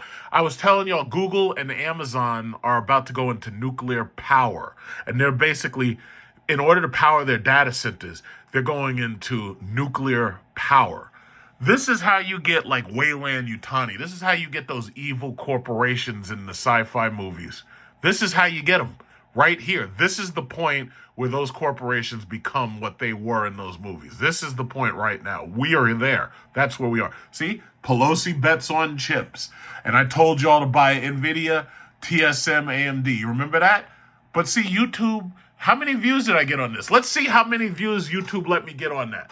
Let's see. Since YouTube silences people. What is that? 1.1 thousand views. So all of the stupid videos that I do where I'm just shouting at cars and driving fast and shit, yeah, you get 30, 40,000 views on that. But when I was trying to make y'all money, YouTube silenced that. They made it so, yeah, you don't get no views for that. That's not important. We want you to talk about Passport Bros, but we don't want you to talk. And they limit that shit too. They killed the Manosphere. The Manosphere is dead. So talking about Keisha and talking about Becky and what they're doing, you don't even really make no money for that no more. So when I was trying to make y'all money for free, YouTube killed that shit. I was trying to teach y'all about credit cards. I don't even bother doing it anymore. There's no point. Because if I don't work for free, but the bottom line is, the better information you give, YouTube just silences that shit. Look at all the shit that I told y'all to buy, which is worth a lot of money now. I told y'all to buy that oil with the oil, I am the oil man videos. And I was telling you, what was it? When the oil went negative, I told you to buy that shit. These videos right here are probably back during COVID. I kept trying to tell y'all, buy oil, buy banks, buy credit card. All of them shits is up now. Not a single one of them is down. Not a single one of them. This was my video. Bet on chips. Right there. Right there. Bet on chips. See, that I keep my playlist public knowledge. How many views did YouTube let me get? Up 1.6 thousand. 1,600.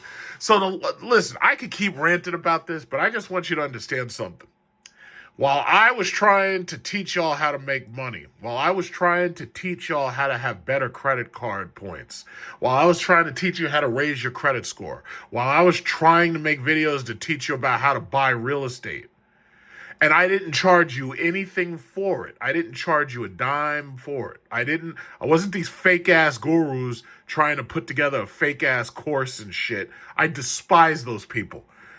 Back when the Dow Jones was 32,000, I was trying to tell you about Mangoat, M-A-N-G-A. I was trying my best. YouTube and its algorithm silenced people like me who were trying to give you free advice. I just want you to always remember that. If I never say another word, right here, I'm trying to tell, look at this, look at this, look at this. I was trying to tell y'all about NVIDIA back when NVIDIA before the split, 267 it was. If you had bought it then, right now, you'd have over $50,000 on what if you had bought like $1,000 worth of NVIDIA back then. What else? Right here, Micron. This was back when I saw it going up, and I was trying to tell you about this shit. I had bought it down here, and I kept trying to tell you. I kept trying. I did my best. YouTube silenced us. They did the same shit to Nikolai Tesla. When you have a person who's giving out free information to genius, they shut them up. I told y'all to buy AMD. It was 97. I told y'all to buy this shit at $50 because I have videos before this. What did they do? Silenced us. They made it so that I made my money. And this was back when Bitcoin was what? It went down from 50 down to 27. I was like, I never imagined it would go up to 100,000. But who cares? If you didn't own enough Bitcoin, it doesn't matter what it goes up to because all you're dealing with is crumbs. I'm making money faster than you are. I'll just say it just like that. So I said, fuck Bitcoin, no thank you. And right now you got a U.S. government trying to sucker people into buying that shit because they're using it for money laundering. GM was $33 right there. See, I give up. There's no point in me doing these videos if you're basically just going to get 1,000 views on it. And that's it. There's just no point. So you know what I do? I just make my money and drive my nice cars and go on my nice vacations and just call it a day because there's really no point in doing this. Like if I go way back, you remember when these idiots, these stupid morons were arguing with me about NFTs? Yeah, where the monkeys at now? The Bored Yacht Club. Look at this. Is the market making a monkey of you? That was the video I made. Like, I'm terrible. I've been mocking these people for a long time. You remember GameStop? You remember that? GameStop? How they fucked y'all over for your money when they did that stock split and then the government literally paused trading so that you couldn't take your money? You remember how I made fun of that? You remember that? And I said, don't do it. Stay away from it. But they wanted the news. Oh, yeah, we're making millions with GameStop. They suckered you in, and then they screwed you. You remember when Russia invaded Ukraine? You remember that? And I made these videos right here. I was like, wait a minute. We got to buy oil. We got to buy oil because if we lose Russian oil, and then, what is it? Gas went up to $6, $7. You remember that? You remember that? I was telling, what did I say? I said, you get in on that Google, you get in on it now. And this was a long time ago. Look where Google is now. Google's about to make some goddamn nuclear power plants right now. And Mark Zuckerberg. That's what I call him. I was making fun of Mark Zuckerberg when Meta dropped under $100 a share. It was like $99 a share or something. What was this? The Google stock split? I kept telling y'all, I was like, yo, buy that stock split. Buy it. Just buy it. Just buy it. Just buy it. Well, that was what I was saying, right? I can't, like, the videos are there. I don't erase any of these videos. Don't erase none of them. They're all there. They're all there. I was trying to tell people about buying houses back before the market fucked them over and made it so you couldn't even buy a house. I tried to tell my friends. I was like, yo, don't buy those stupid fake-ass luxury cars. Don't buy no BMW. Don't buy no Mercedes right now. Buy a house. Guess what? You can't buy no house no more. I tried. I did my best. I did my best. I tried. I tried so hard. I tried so hard and got this far, but in the end, it didn't even matter. You see what I'm saying? They screwed us. They screwed you all. What did they say? You'll own nothing and you'll be happy? No, fuck that. You'll own nothing and be angry. That's what you're gonna do. The dip that keeps on dipping. I was talking that shit a long time ago. This was back when Bitcoin was $34,000. Ethereum was less than $2,000. That was a long time ago. I was like, man, I'm tired of this fucking crypto shit. I was like, no, you need to buy some dividend stocks. But, yeah, those videos were fun to make at that time. They were fun. I did have some fun. Problem is, YouTube made it so you didn't get no views on them. But that's okay. That's okay. So I'm sitting up in my house. Still got my ceiling fan. I'm doing great. I was talking about, look at this. This was back when I was actually showing you how quickly I grew from $5,000 upwards. That SM oil. This was back during the pandemic. I think that was 4 years ago, it says. Yeah, this was a long time ago.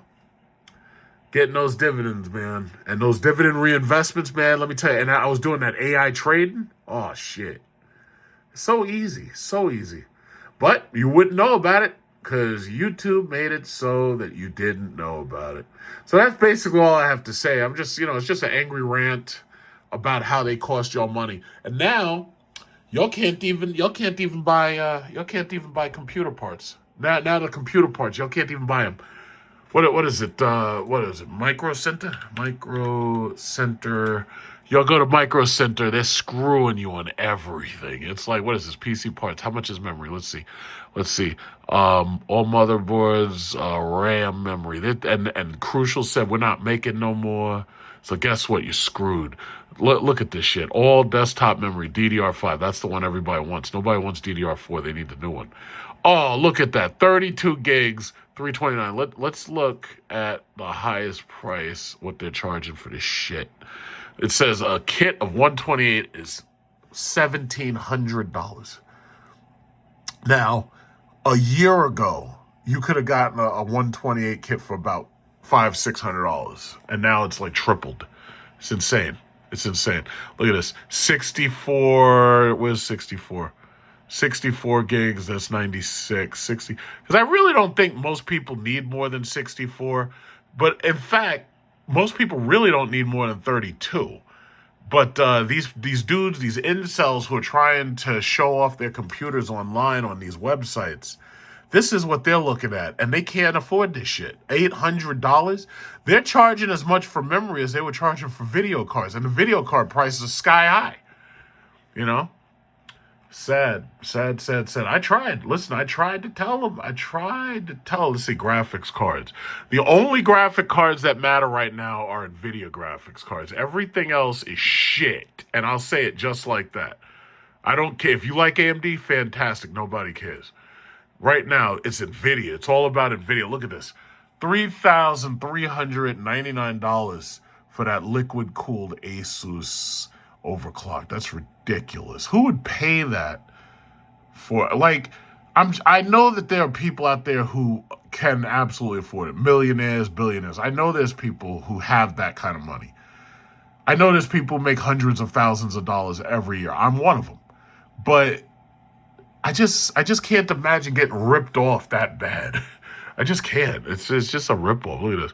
MSI, NVIDIA, GeForce 5080. Because, see, nobody wants the 5080. The problem is they want that 5090 like I got.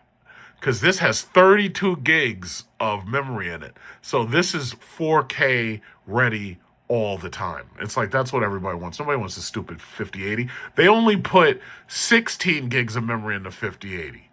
They should have had 24, but they didn't. They screwed you over, and then they said, hey, guess what? We're going to make a 5080 Super, charge you even more money, and it's going to have 24 gigs. It's pathetic, but they got y'all. Now, most of y'all are so broke, you can't even afford any of this stuff at this point. And what bothered me was the SSDs went up in price. Because, see, the way I see it, I should be easily able to go in and buy a 4 terabyte SSD for $200 or less, as I see it. Now, they've doubled the price because the problem is the SSDs have RAM control chips. They got RAM built into them. They have memory built into them. So yeah, instead of $200, you're paying $400. You shouldn't have to pay $100 a terabyte in 2025. They got you. And like all of these things, if you had gone back 5-6 months, it wasn't this high. Sad. And the last one I bought was the BX500. I bought a Crucial BX500.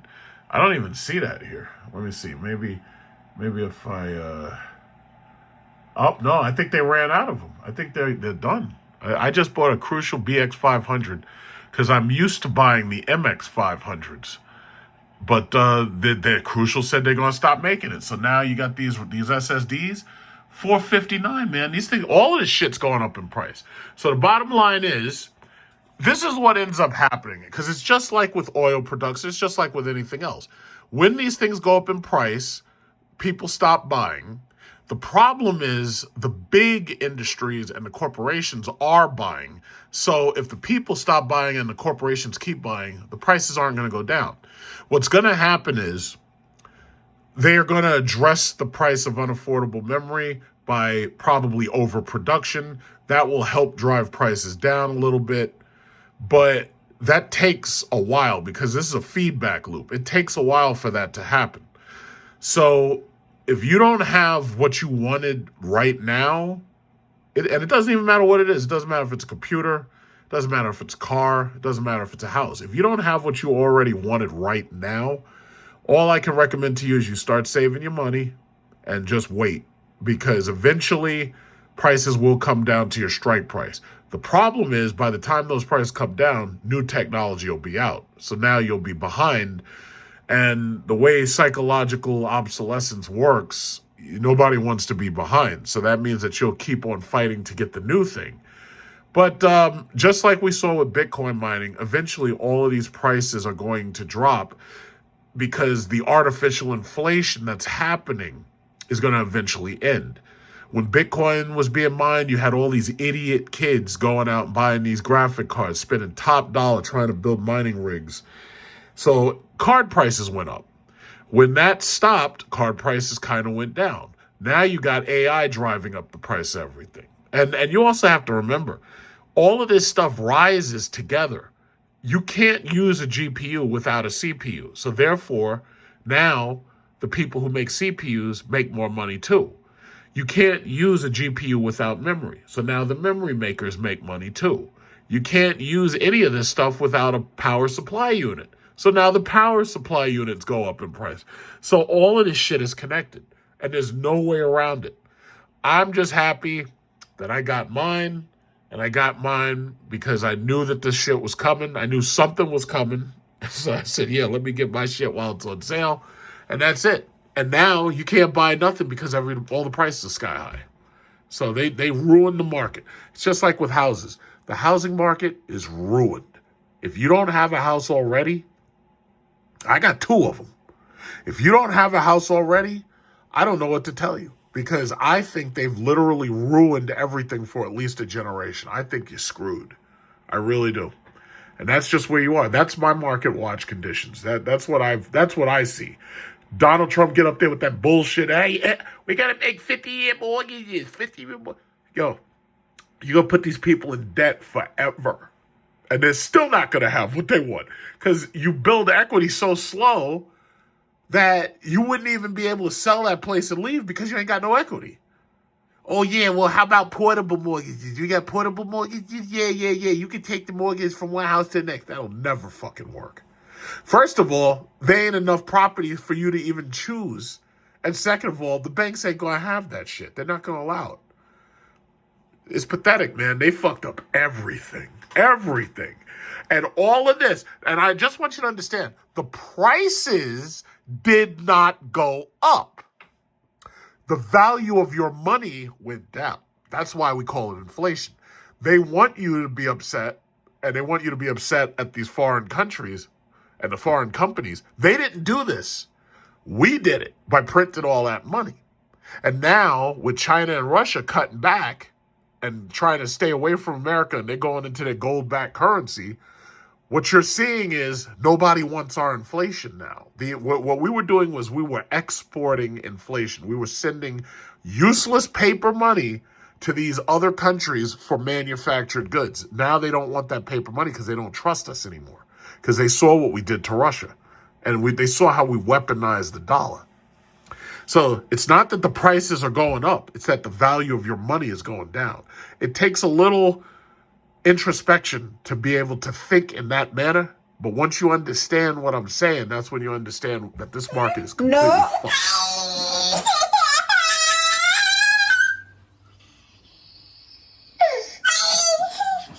No.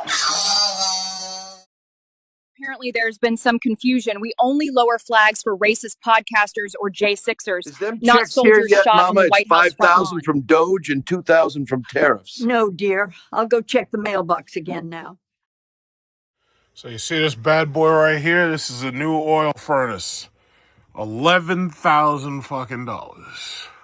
Got rid of the old one, and now we ready for probably the next 20 to 30 years. So this is a Beckett something or other. What is this? Peerless Boilers. And that's the hydrostat. That's the expansion tank. So they had to take out the old expansion tank. And that's the motor down there. And then I got a brand new oil filter. $11,000. So here I am. I'm next in line to charge, and I'll be charging very soon. I just wanted to point out the fact, so you got this Honda Prologue, you got this Toyota BZ4X, you've got this, I think that's a Kia Niro, I believe.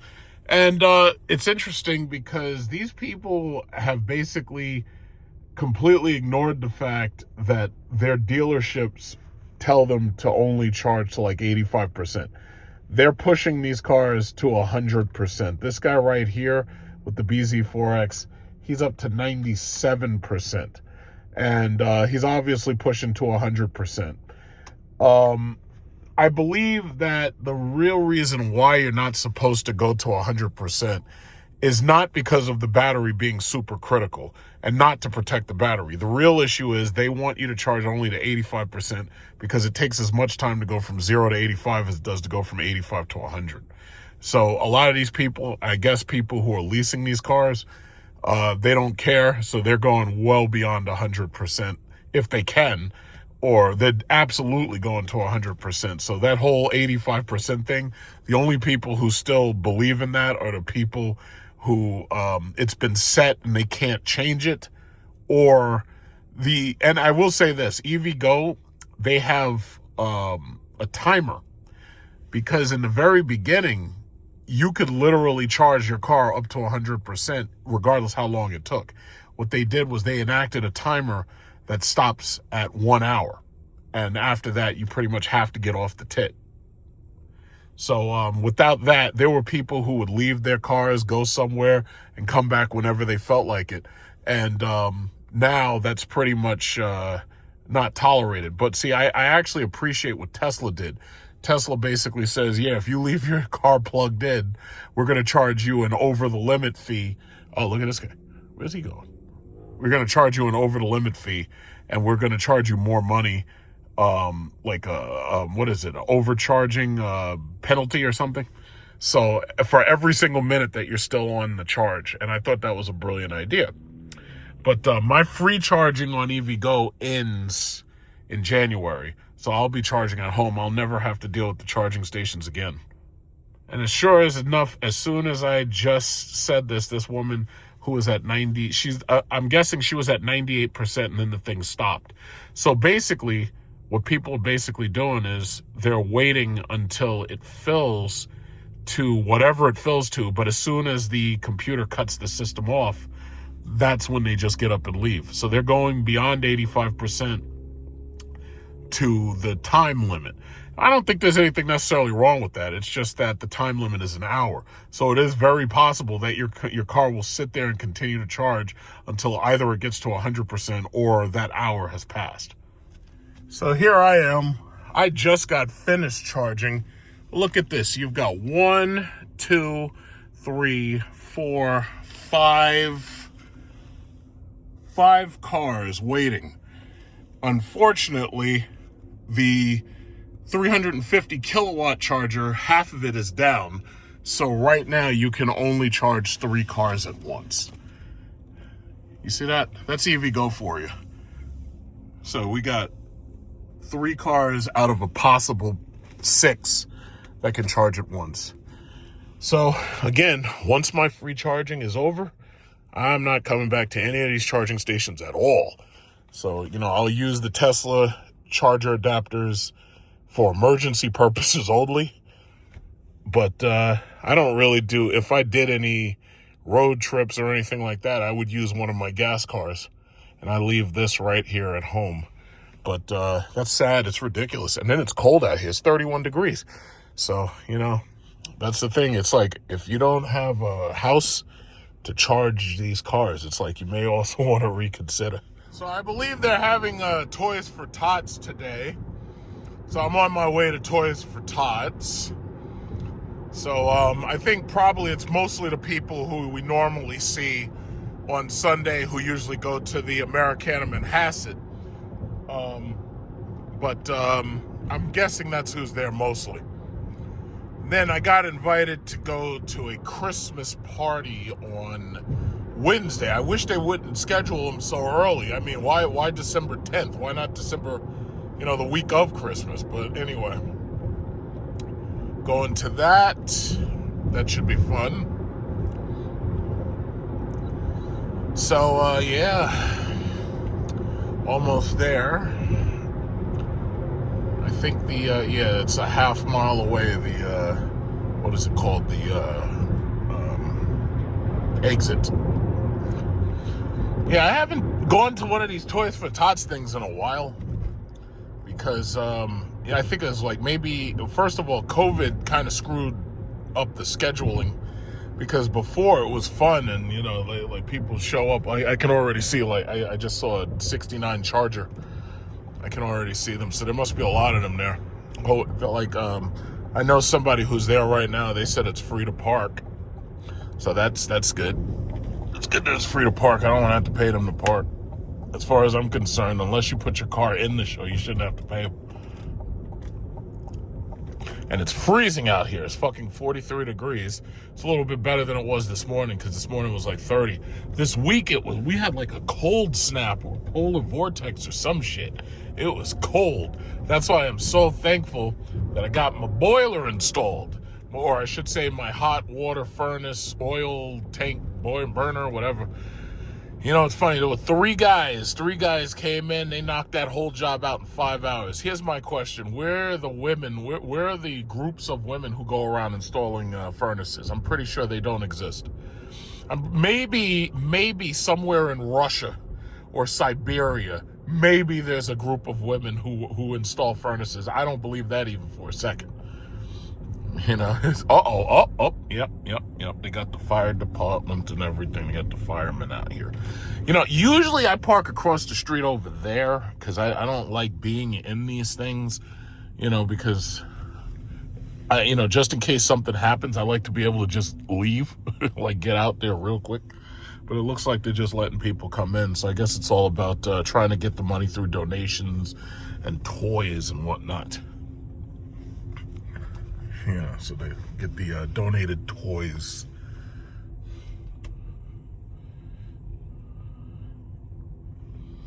Yeah. It's probably like, yeah. All right, well, we'll see who's here. Audi R8. That Audi R8 kind of looks like the Rayfield Cal. Oh, look at that. Is that a Diablo?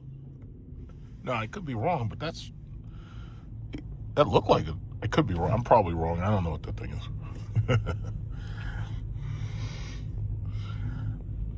It kind of looked like one of those cyberpunk cars, but then again, now that everything's going electric, everything looks like a cyberpunk car. Yeah, see, they're parking over there. I'm thinking about parking over there.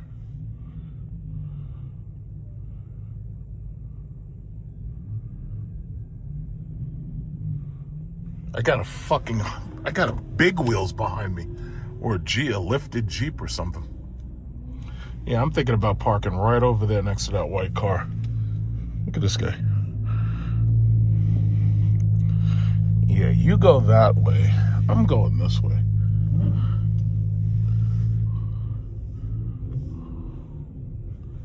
I'm like, hey, where's he going? He was supposed to come this way. No, I don't play your games. Yeah, this is fine. Park right next to this fucking GLC. Yeah, I don't like parking in these things. I really don't. Because you never know if something could happen, you know? And I like to be able to move fast. I don't like being blocked into shit. So we're good.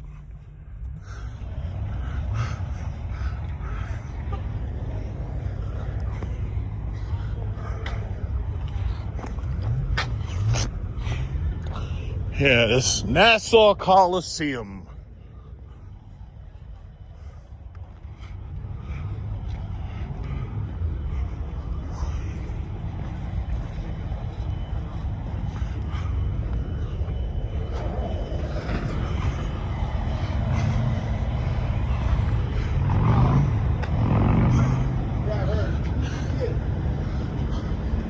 They need to bring back Large Marge. Uh-oh, look at this.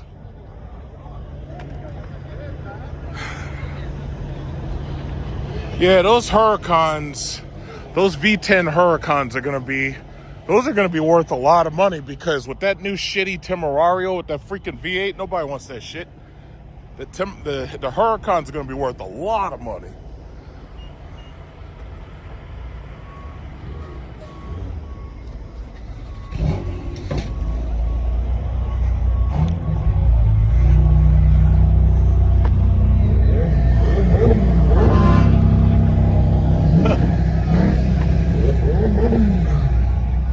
Oh, another one.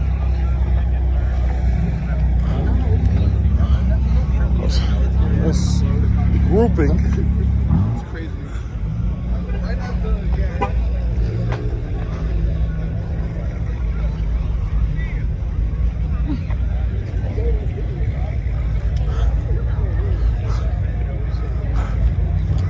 Has trucks.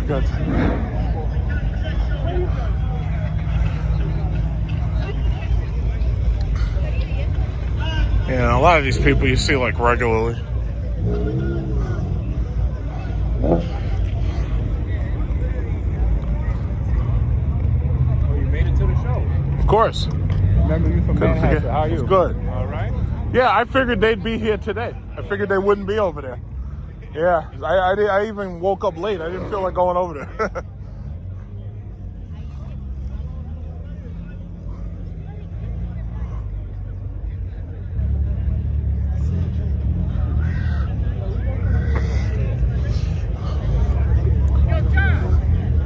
Hey!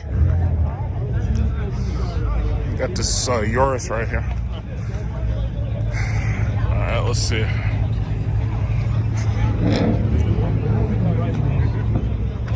Oh, that's a convertible, the Spider. Yeah. Oh, he putting the top on. Oh, he's taking it off.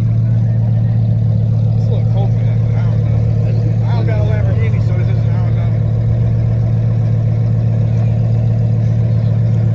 know. Maybe the wind is different than the Lamborghini. Take another flip, bro. That's it? See, that's the car that everybody's trying to get, the GT3, that Porsche GT3. You see how many of those? The RS? Yeah, no. That's the one.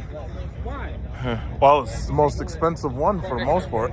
That's the fastest, though. He parked next to you.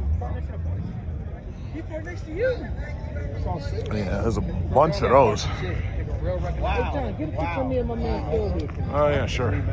I see Lucid set up a tent over here.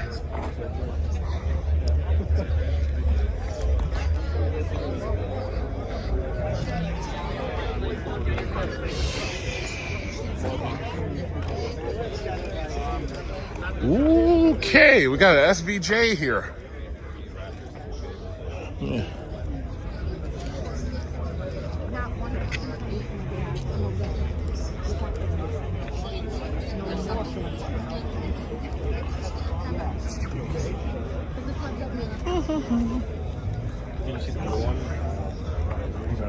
Lucid tent.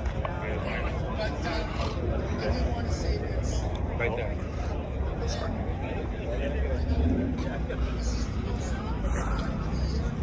Isn't it? So Lucid got a whole tent for themselves. Toys for Tots. I used to call it Toys for Tots. Corsa.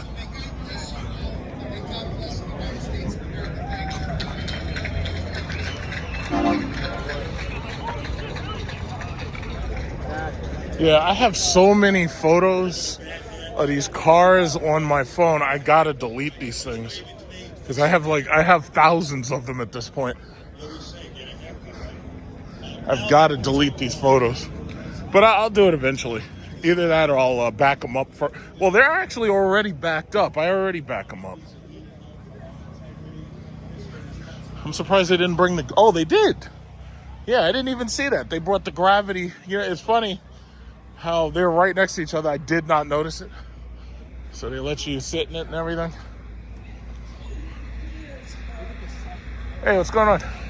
You from Lucid in American Manhasset? Yeah. You are? Oh, okay. Yeah, I came there. I actually drove the gravity when you first got it. I was taking a look at it. I have a question. Do they have optional headrest monitors for the back yet? How do you open Not the door? yet. No. The back door.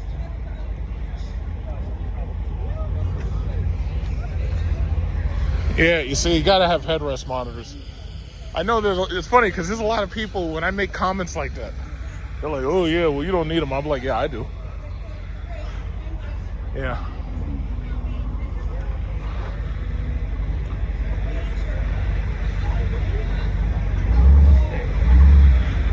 But as far as video streaming, can you watch apps yet, like Hulu, Netflix? No. All right. Not yet. Still very new. Eventually you'll gain access to that, but we're not going to put any monitors in the back of the seats. Ever. Why? It's going to look outdated over time, and we want it to look a little bit more timeless. So we don't have any plans on putting monitors or any other screens in the back.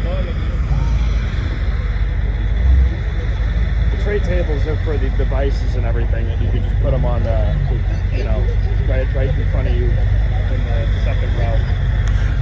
Okay, so simple question. What exactly are your kids supposed to do when you're sitting at a charging station for an hour or more, considering there's a line? You give them a laptop or iPad, and then they put it on the tray table and right. they watch it. I don't know what the resistance is to, because you know, it's funny. Tesla gives you that one monitor in the back and the 3 in the Y, but there's a monitor back there, but that's just. But it does, yeah, but that's what I'm saying. It doesn't do video streaming. Not yet. Yeah, they need to unlock that, make it so you can put the apps on it, the Android apps. Oh shit! They brought a Veyron. Oh, Chiron. They brought a Chiron. Holy shit! It's about goddamn time. Finally. Wait. Oh, somebody finally brought a freaking Chiron to one of these things. Holy shit! Finally, I can't fucking believe it. It's about goddamn time somebody brought a Chiron here. Yep, there it is. Yeah, forget all them Lamborghinis. Look, everybody's recording that shit. Holy fuck. So I'd like to introduce our New York State Senator, Steve Rhodes. Come on up, Steve.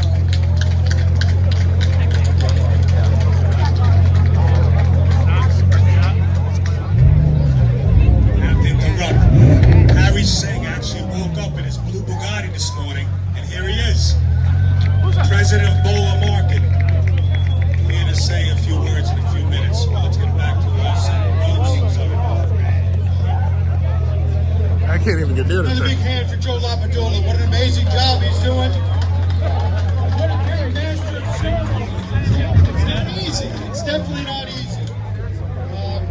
For those of you that know Major Kilbride, I'm about to ruin his reputation. Oh, he turned it off. I would have kept the thing on. I know. So I will tell you that Major Kilbride is probably one of the most inspirational figures that I have had the pleasure to meet, and I'm sure that many of us standing up. Okay, so we saw this guy last week at Americana Manhasset. Actually, I met If you look at my video from like last week. Probably about 20 years ago, and I think I can't get anywhere near the damn thing. The first words that he said to me is, "Steve, you can snooze fire." And there was a family I that can't was even get displaced anywhere near that was that living damn in shit. Queens. How do I get over 3 there? young children. The fire happened just after Let's see. Christmas. And I called up Major Kilbride and I said, "Chuck, is there anything that we might be able to do?" And his answer was, "Absolutely yes." He had Santa Claus come down, a caravan of cars. We traveled into Queens. We gave those kids Try to get near the a very damn thing. Merry Christmas. And there are thousands of stories just like that one about the difference that he has made in the lives of kids. And there is nothing more important on this earth than putting the smile on the face of a child. Who is this guy? Did I vote for him? I'm not sure. Now, pinning Major Kilbride down to one place is very difficult. And so tonight, I might have to just stand here and wait. Able to do just that. So I am going to present you, Major Kilbride, with something that... You know, the guy just had a speech, and I missed the whole speech. That's messed up. I pushed pause. I paused it, missed the whole speech. Oh, well. At this time, Harry already made a grand entrance, but he's a leader whose generosity and community commitment matches business success. So please welcome President of Bowler Market, Harry Singh. Thank you, Joe. It's completely very impressive to see coming in many beautiful kids following the car. The one thing I can talk about today is about inspiring these young people. I was 20-year-old when I came to the United States and started from state minimum wage, $4.15 an hour. I built the company by working hard every single day, staying out of trouble, not hanging in wrong places, associate myself with good people, good team. I built a 5-people company to a 2,000-people company.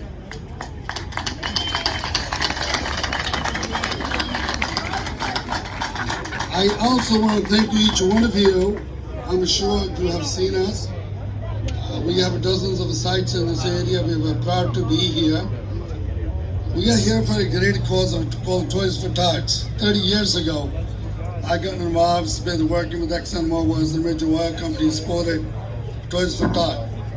Major Kilbride was running around, kicking some butts, collecting toys, and dropping toys in every place that people can afford to have toys. This is about a feeling, this is about a holiday, this is a festive season. It is all important to all of us that everyone that have an opportunity to celebrate that beautiful Christmas day equally like everybody else. Some of us are more fortunate than others, some are maybe a lesser. It is all of a duty to being together here, share the happiness, share the belt, give back, and have everyone enjoy these great moments that we are coming very close to Christmas Day. I want to wish everyone happy Hanukkah, other season greeting for other people of different beliefs, different religions. It's a month of festivities, and we here are together to celebrate. And thank to Major Kilbride, who started this with his soul and heart many, many years ago. Thank you so much, Major Kilbride. This is a great moment, so let's please enjoy it. Thanks. God bless America. Thank you, Harry. At this time, I'd like to introduce Town of North Hempstead Supervisor Gender Center. Thank you, Joe. Good morning, everybody. It's so wonderful to be here on this glorious day. And we do need to give thanks to God. It is the season of giving, and I would like to quote, to summarize what we're doing, St. Francis, because it is in giving that we receive. So all of you today are gathered here to give so that every child I'm here just to see the cars. It's like my donations and stuff are all checks, and they are all tax deductible. Bobby Kumar, my friend Elaine, Joe and Barbara Lapadula, my Manhasset neighbors, you're just so generous, just always giving, and you're inspiring all of us. We all have been inspired by Major Chuck Kilbride, and he has been giving to our country for so many Secret years. Service guys. And his leadership with this Toys for Tots Nice tie. is just big, big, big. You've got to think big, and then we will deliver. So thank you to Major Chuck. Thank you to our Marines who have served and who are continuing to serve all around our country. It is Pearl Harbor Day. We have a lot to remember. Pearl Harbor. The people who have December sacrificed 7th. in the past Pearl and who Harbor continue Day. to sacrifice for our great country. I also want to Today's acknowledge December our 7th. clerk, Radney Srivastava, who's here from the town of North Hempstead. We are grateful and thankful. Is this an end zone? God bless you all. Thank you, Jen. Just kind of like to introduce a good friend of mine, Glen Cove Mayor, Pamela Panzenberg. I just want to thank everyone for coming here today, and I want everyone to know that Chuck Kilbride served our country all around the world, but he is a homegrown Nassau County, Levittown, New York, Division Avenue High School graduate. He traveled, he served us, he served the county, he served his community, and he came back here to his roots. I'm trying to get to the So front. we love you. We thank you for everything you have done. You have lived a selfless life.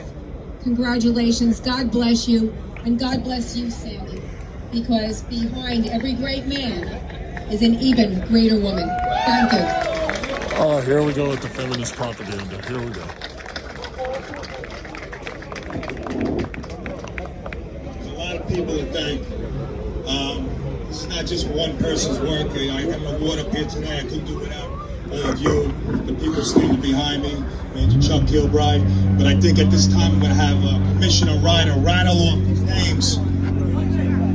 All right, maybe that'll suck some of them away. Somebody's starting something over there. Nobody came here for recognition today, but I'll rattle the names. Long Island Sports Cars, Rally Auto Group, Western Beef, Bowler Market, Ferrari Club, RXR, Calabrese and Sons, Front Street, Enterprise Rent-A-Car, Race the North, Universal Auto Sports, Lucid, KJoy Radio, Hunter Roberts Construction, Serendipity, Sammy, Oyster Bay Property, Ray's Towing, Stonegate Real Estate, Ray Horse, Blaze Pizza, Hofstra, Ryan Friedman, Motorcar, Giotani.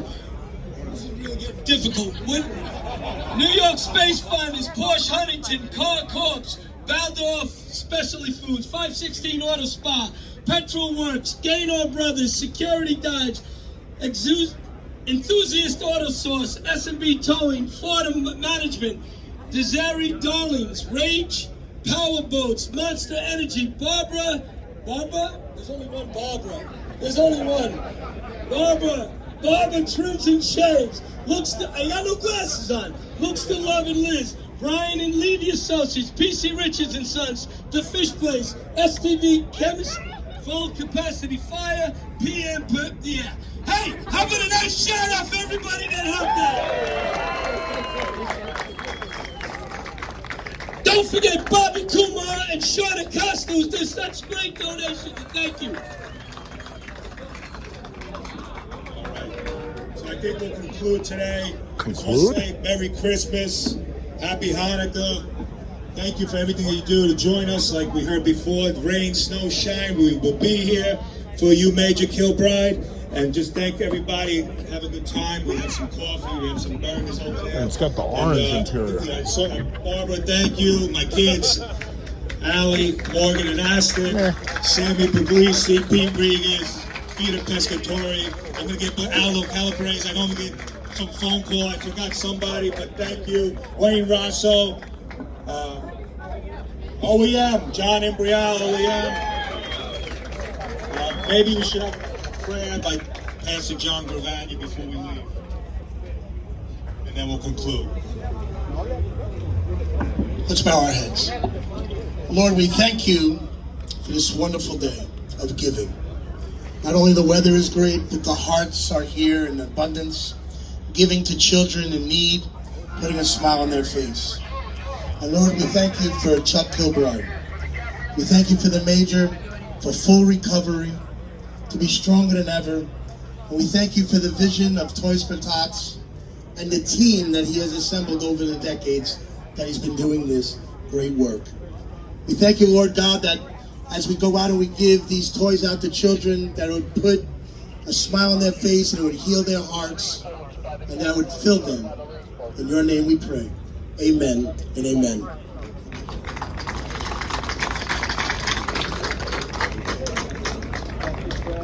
All right, we're going to close it out with some music, but let's give a nice shout out for the United States Marines.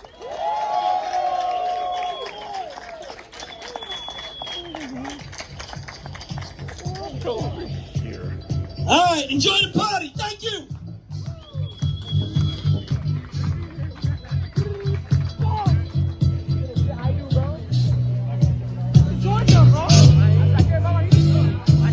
I'm gonna get a copyright flag, so I gotta kind of stop this.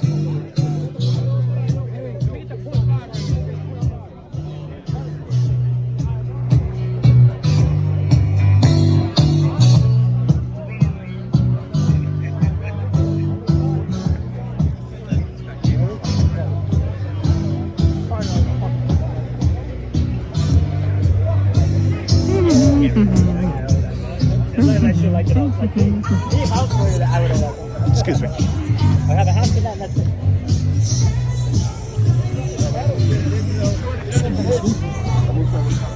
Okay, well that was fun.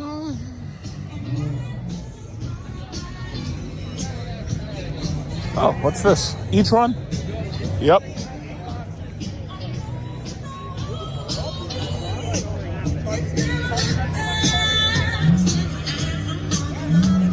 Yeah, that Veyron stopped all this. I mean, it's a Veyron. That Chiron just that is the car. Oh, here we go.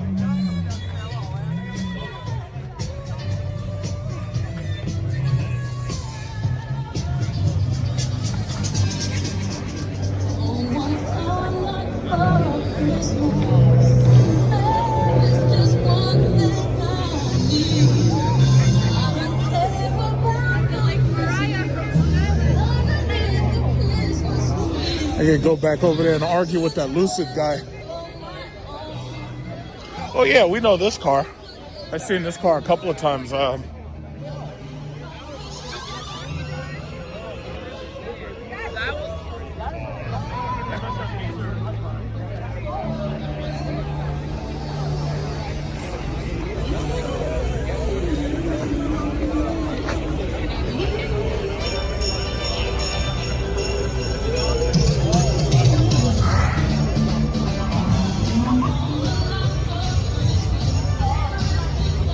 I should go back over there and argue with the Lucid guy.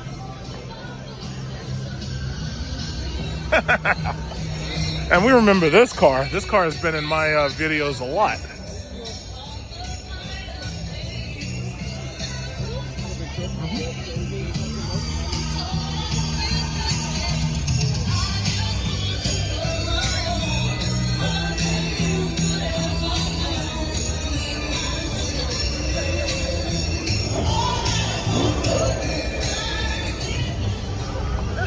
You know, it's funny, I'm watching these videos every single day about how deep people are in debt for these cars.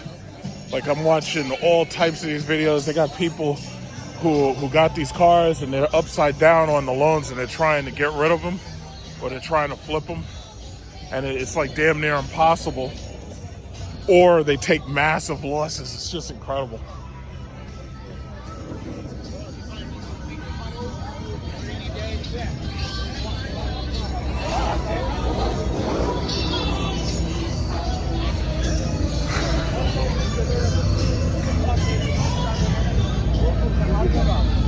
Desculpa,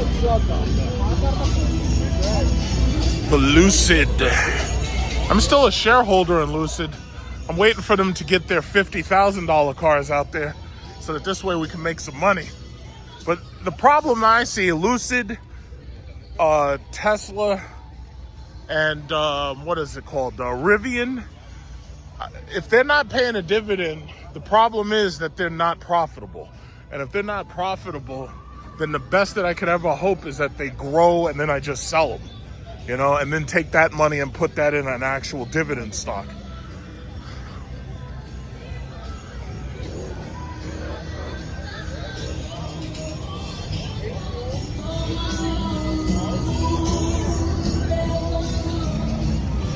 I just had to recheck to make sure this wasn't a Sapphire. No. Because I remember when y'all had the Sapphire out there. We did have it for a little while. That was my personal car for like a week and a half. Your personal car? Yeah, wow. I had to take it back and forth to the Hamptons for a bunch of events. Right.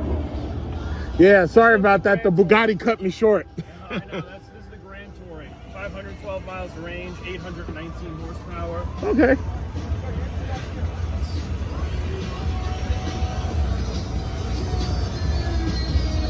Yeah, I'm a shareholder. Yeah, hard performs better than the stock right now. Yeah.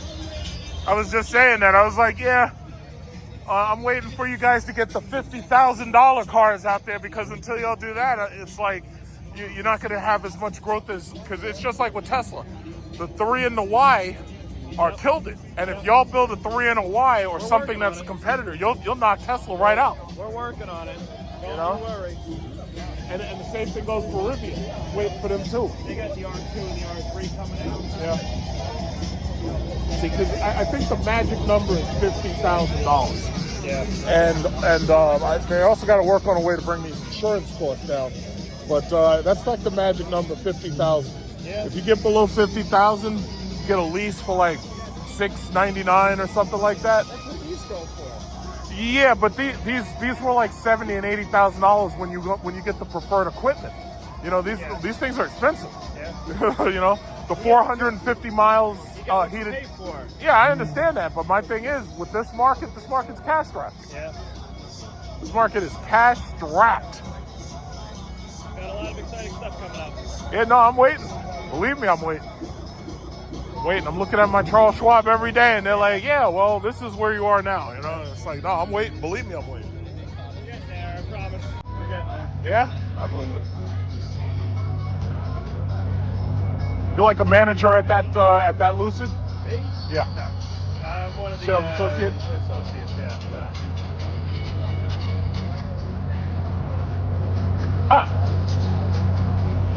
Cool stuff, though.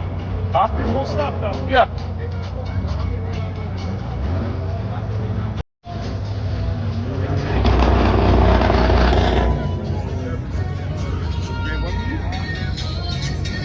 Yeah, that crowd is still around that Chiron. They ain't never seen that shit in their life.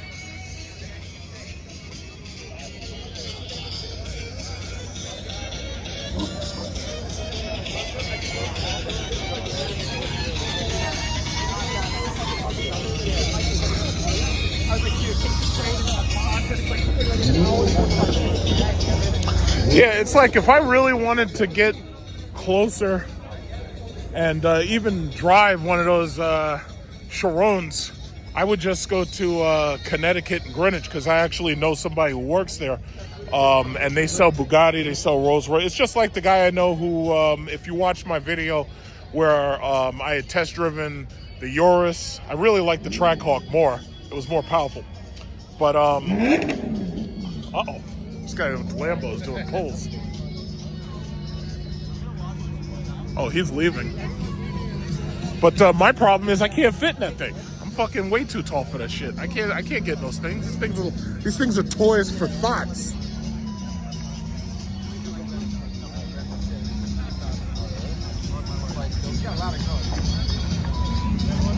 I'm gonna put the Bugatti. Uh-oh. I'm gonna put the Bugatti as the thumbnail.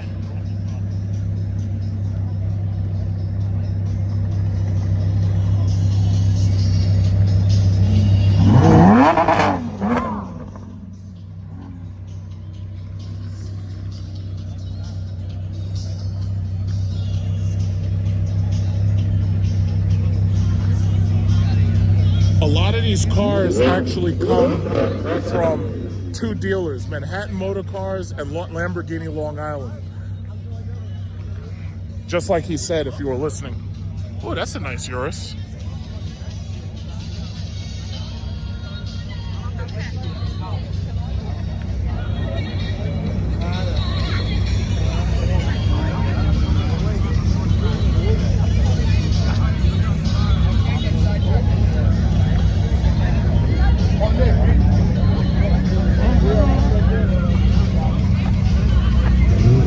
I wish my friend would bring his his orange Aventador out here.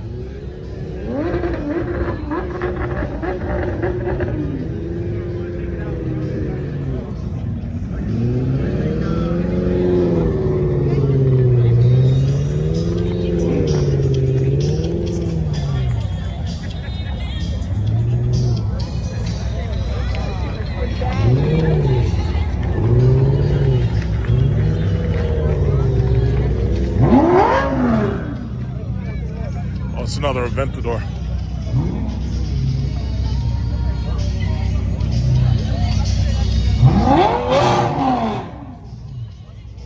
Gallardo.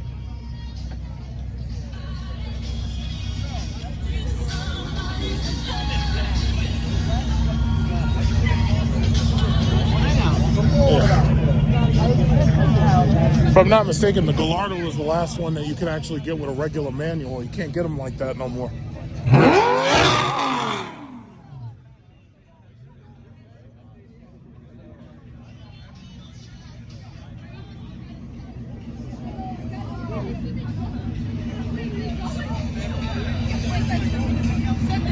Yeah, I wish I had brought my earpods.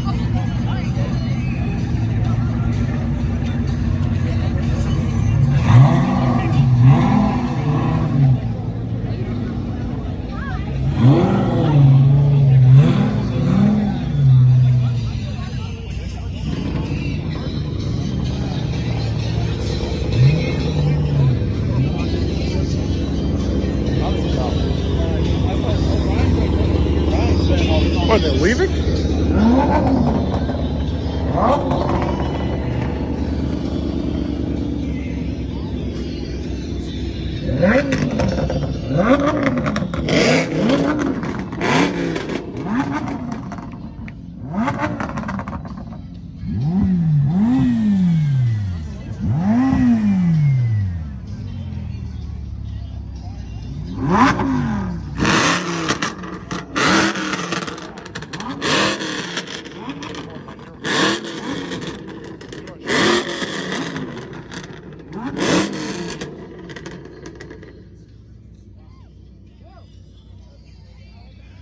This is what hearing loss looks like, people. Before you know it, you're deaf.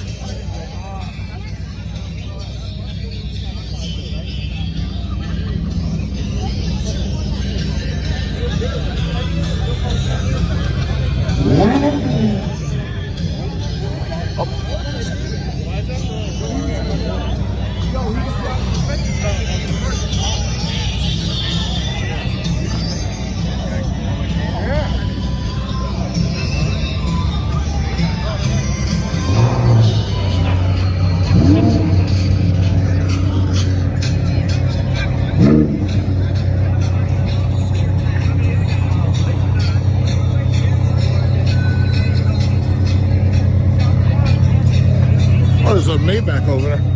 Old one.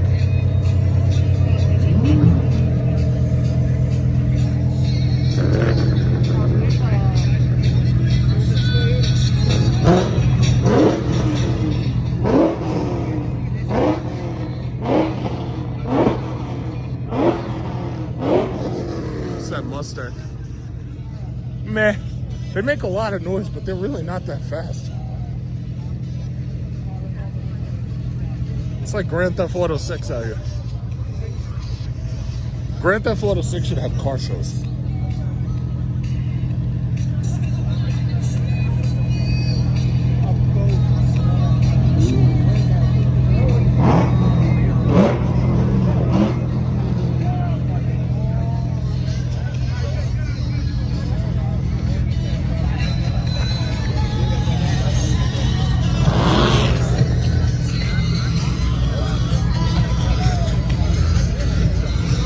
Yeah, they're gonna get me like so many copyright infringements.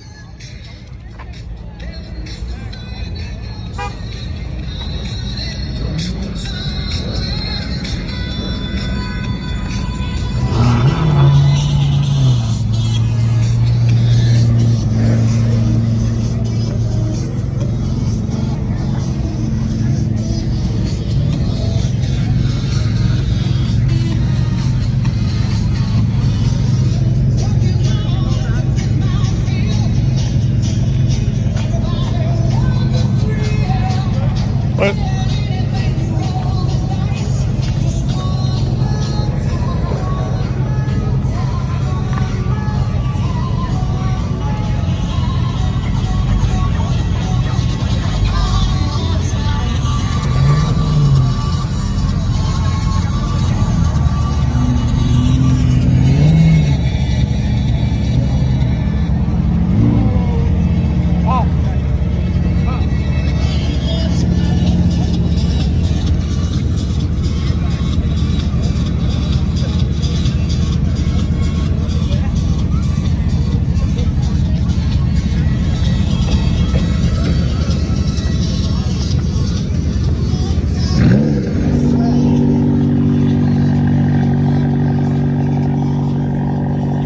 pretty sure this must be the GT.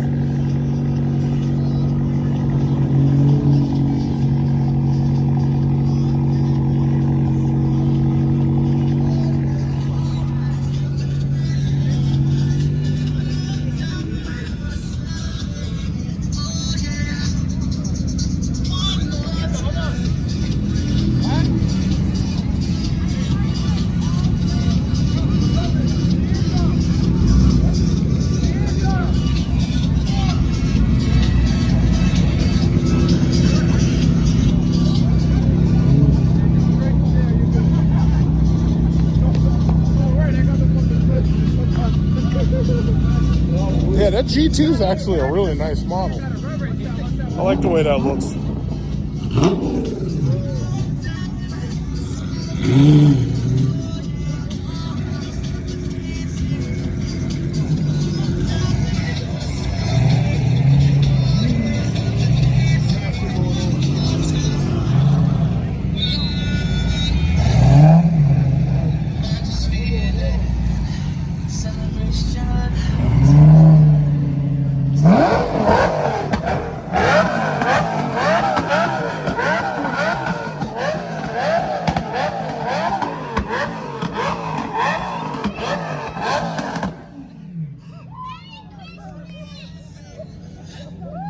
Merry Christmas, everybody. Thank you, everybody, for coming out today. Sponsoring Toys for Tots. All our sponsors, thank you so much. God bless. Happy holidays, Merry Christmas, Happy New Year. Stay blessed. Thank you. Yeah, for real, for real.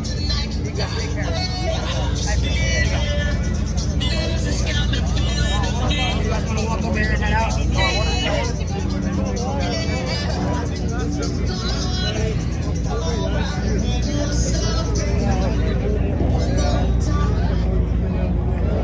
Yeah, so that dealership that I pass by regularly, Aston Martin, Long Island, that's the dealership that's next to Americana Manhasset that I go by every single Sunday morning when they have the cars out there. So basically the reality is this: you buy one of these cars, $3,000, $4,000 a month lease, $1,200, $1,200, $1,300 a month for insurance. That's the reality. DBX 707. But I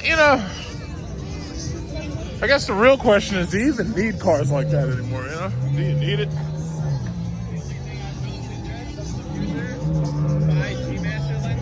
Because see, it's easy to get these cars. Because the thing about it is the leases, they always got leases on these things. Not only that, they depreciate fast. It ain't easy to get one of them Chirons though. These Lamborghini Uruses, you can get those for $150,000. Porsche South Shore always has these things. That's some nice turnout. Definitely a nice turnout. I always be complaining that nobody ever brings a Bugatti out. Problem is, it's like usually the people with those live in the Hamptons, so you're not gonna see them.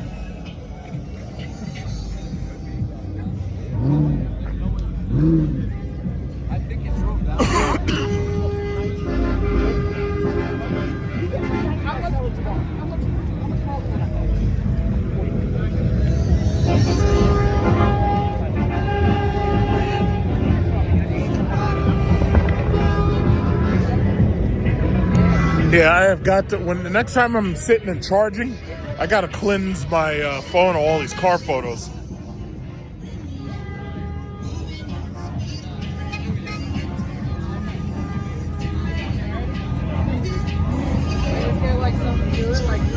All right, well, I guess this is coming to an end.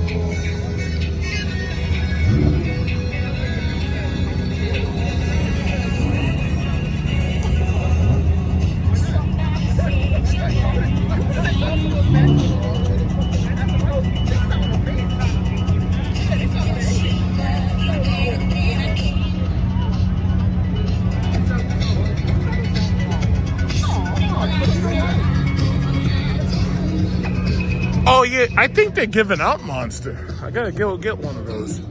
I think they're giving them out as a promotion or something. I don't know.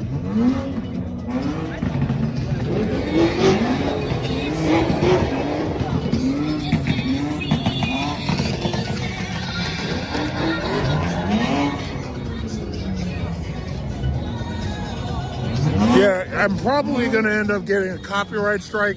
So if parts of this video end up muted, you'll know why.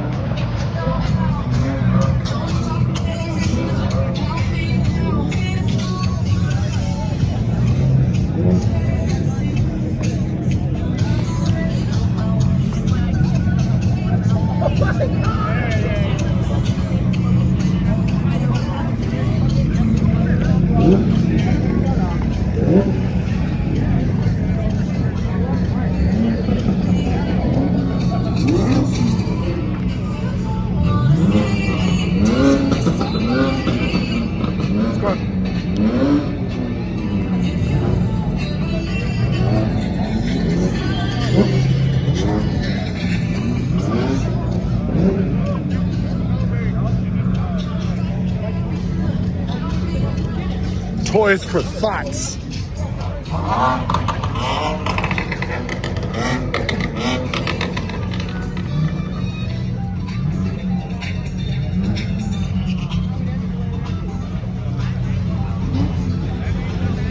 like sensory overload.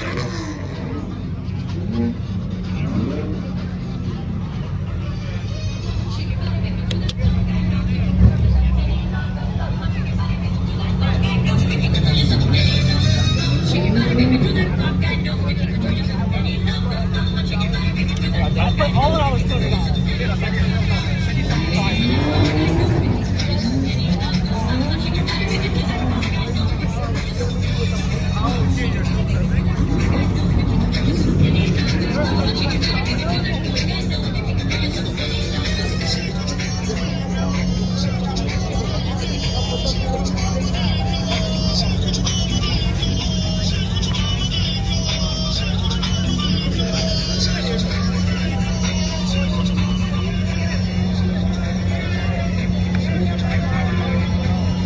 Big toys.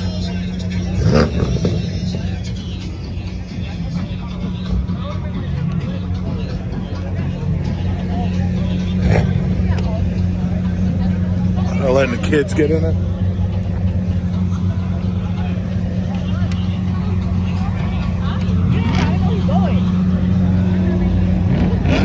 Is that a demon? I think that's a Demon 170. Yep, that is a Demon 170 right there. People done forgot about SRT. SRT is dead, boy. Stellantis killed this shit. Does anybody even notice?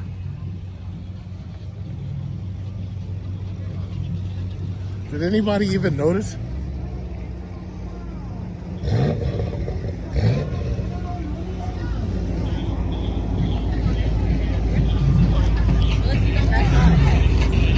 Man, I swear to God, Carlos Tavares should be in prison.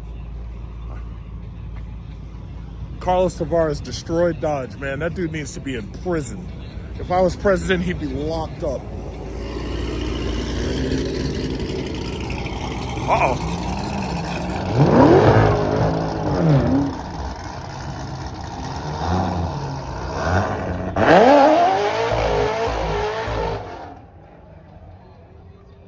If there's any Mustangs, I'm gonna step way back behind something like a truck because Mustangs have been known to attack crowds, innocent crowds.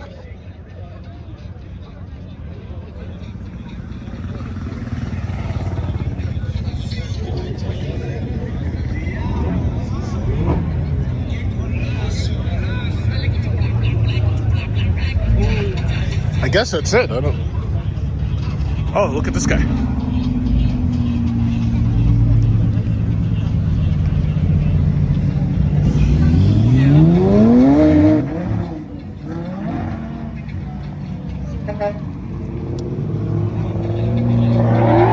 It's a Mustang. Oh my God, it's a Mustang. I want to see the dump truck do a burnout.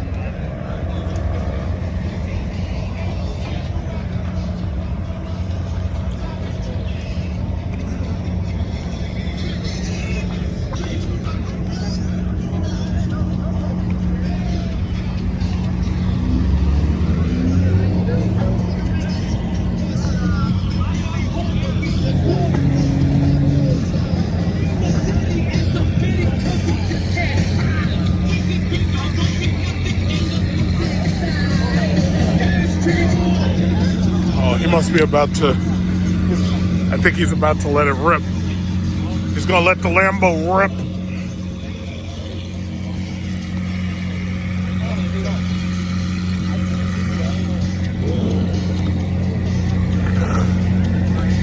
He's gonna let it rip. I know it. I'll step back so you don't fuck my eardrums up.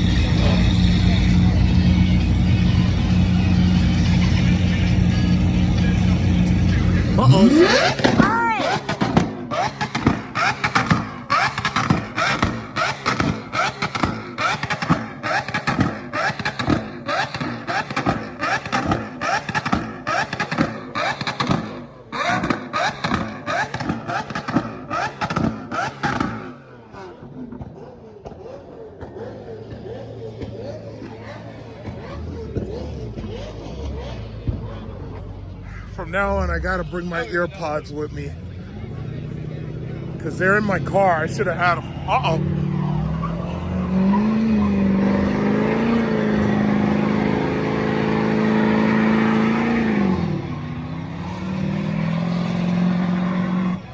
Uh-oh, it's going sideways. It's going sideways.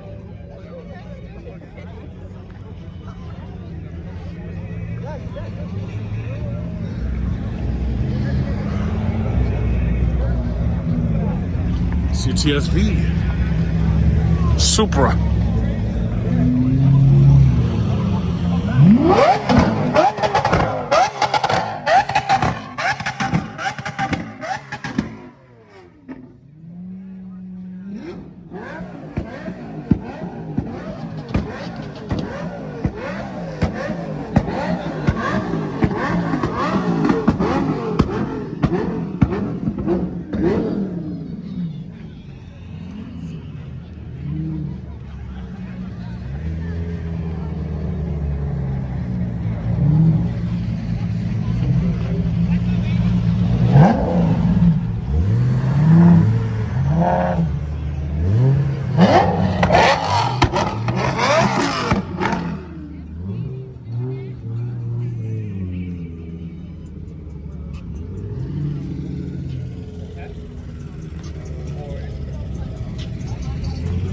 Man, you go deaf out here.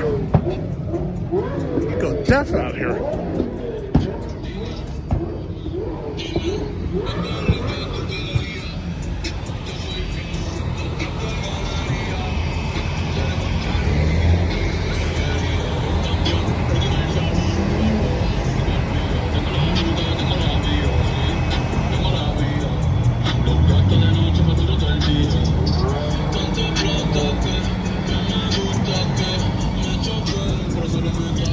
Yeah, something tells me I'm gonna have to run this through the AI filter a couple of times to get this music out of there.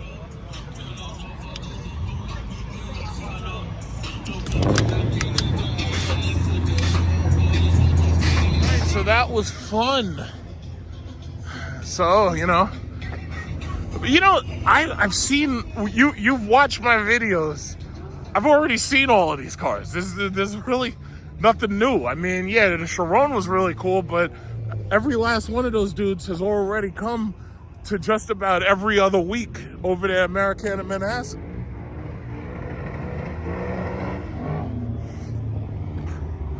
I've already seen all this stuff. I've been to Dubai, I've been to Dubai several times.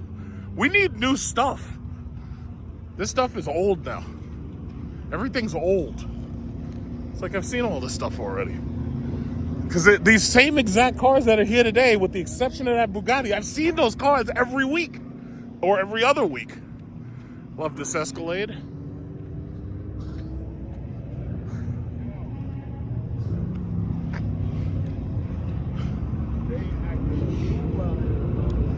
Yeah, but, that was fun. Toys for Tots. That was fun, right? Toys for Tots is always fun. Oh, Durango Hellcat. Oh, don't. Fast 3-row.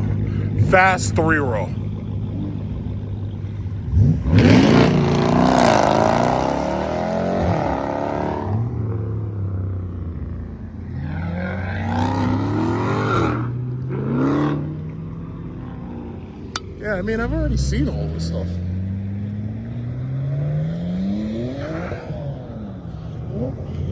We need new stuff.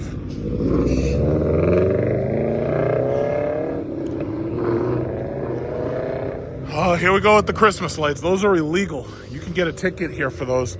And the New York cops do pull you over too.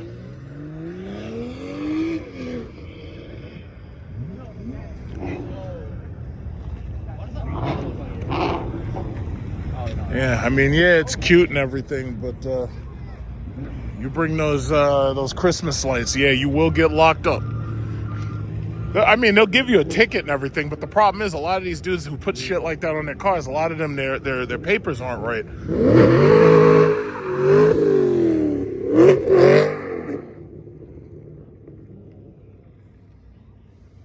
And now you see in my video, I was putting little video clips about what they're doing as far as these noise ordinances. They're not fucking around. They give you $1,000 tickets. $1,000 ticket in the mail that you can't fight.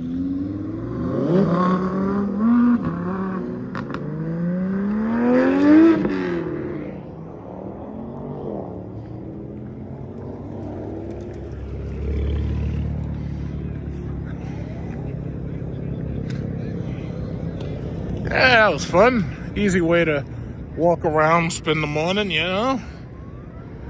Uh-oh, this guy is got a turbo-ass Audi trying to crash into somebody. What's this guy doing? Hold on.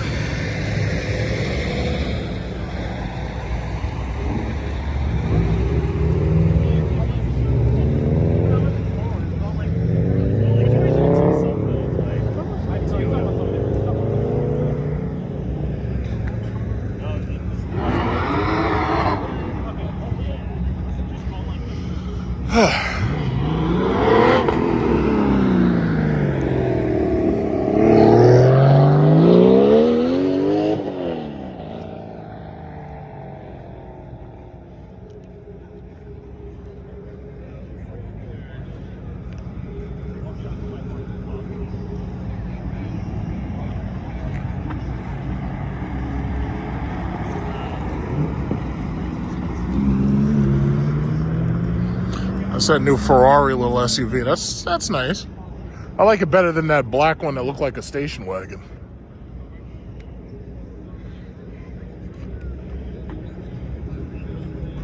But it's funny, all of these cars, 10 years from now, all of these cars are going to be hybrids. Every last one of them. And if they're not hybrids, they're going to be electric vehicles. I think it's kind of funny. People think that just because Trump knocked down the Green New Deal and everything, these people really think that the entire auto industry is going to change just because he did that. That's not true. The American auto industry might keep the V8 and maybe even the V6 around a little bit longer. But the Europeans have already said, no, fuck that. We're going to keep going exactly in the direction we're going. And the reason why is very simple. It's politics. They get a lot of their oil from Russia. And the thing about it is, with this war, now they're seeing just how expensive oil and petroleum can be. So now they're trying to focus on bringing back nuclear power. You got Amazon, you got Google focusing on building nuclear power plants. All of these companies planning to do that to bring back these AI data centers to full profitability. So one way or another, all of this shit is going electric, you know? And that's just what it is. So the days of seeing cars like this shit is limited, and you can count those numbers. It's like, yeah, some people will have a couple of these classics sitting around.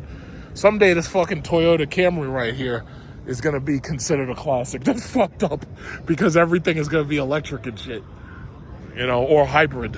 Or no, first of all of this shit is going hybrid.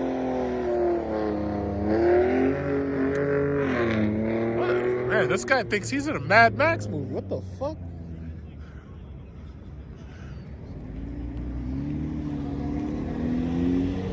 That's a Gladiator. Yeah, I'm about to get up out of here. I've seen this shit enough. I'm tired.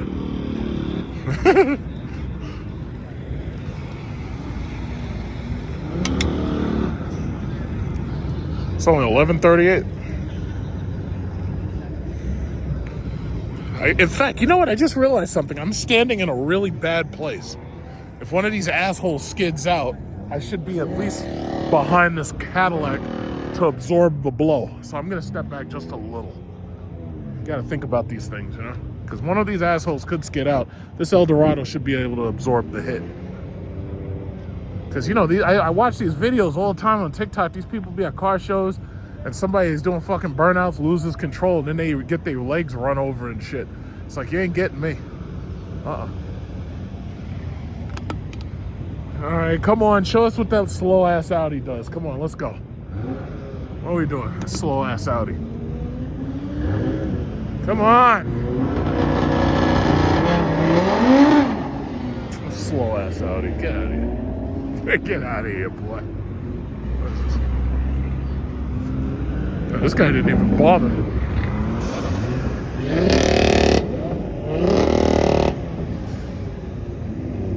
The Chevy Blazer Super Snail.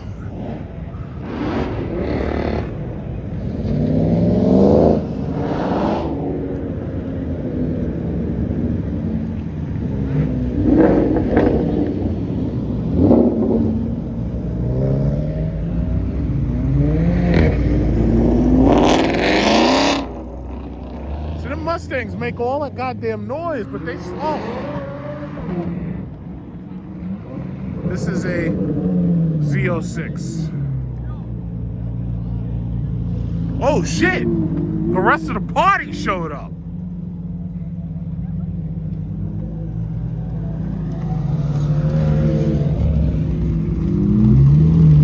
I guess you guys got here late. I think you guys got here a little late, huh?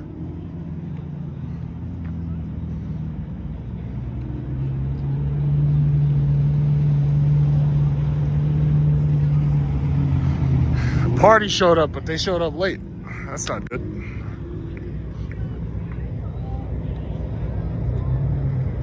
All right, you know what? I had enough. I'm tired.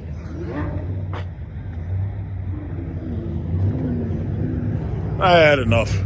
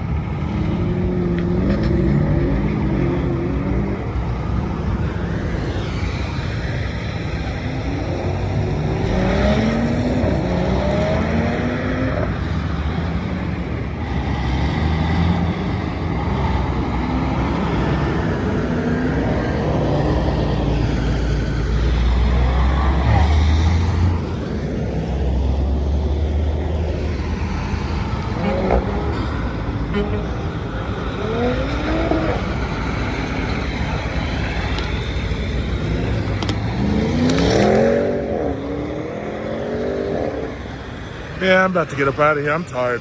I had enough.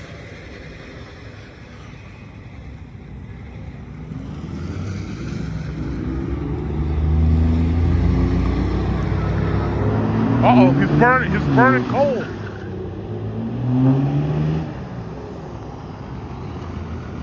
He's rolling coal.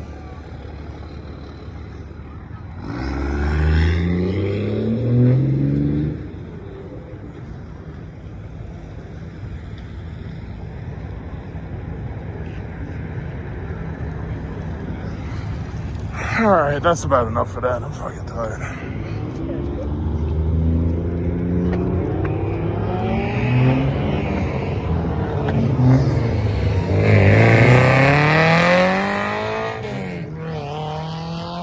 So Cadillac XT4 decides to park next to me. Oh, this guy is fucking skidding out and shit. Yeah, it's like, yeah, okay, that's enough. I've had enough. I've had enough. I've had enough.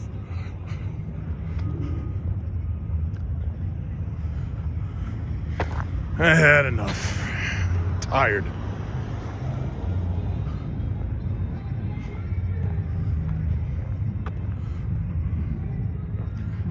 Yeah. It's nice out here. The temperature went up a little. No, it didn't. It went down. It's 40 fucking degrees. This guy got the XT4. All right. Well, I hope you all enjoyed that.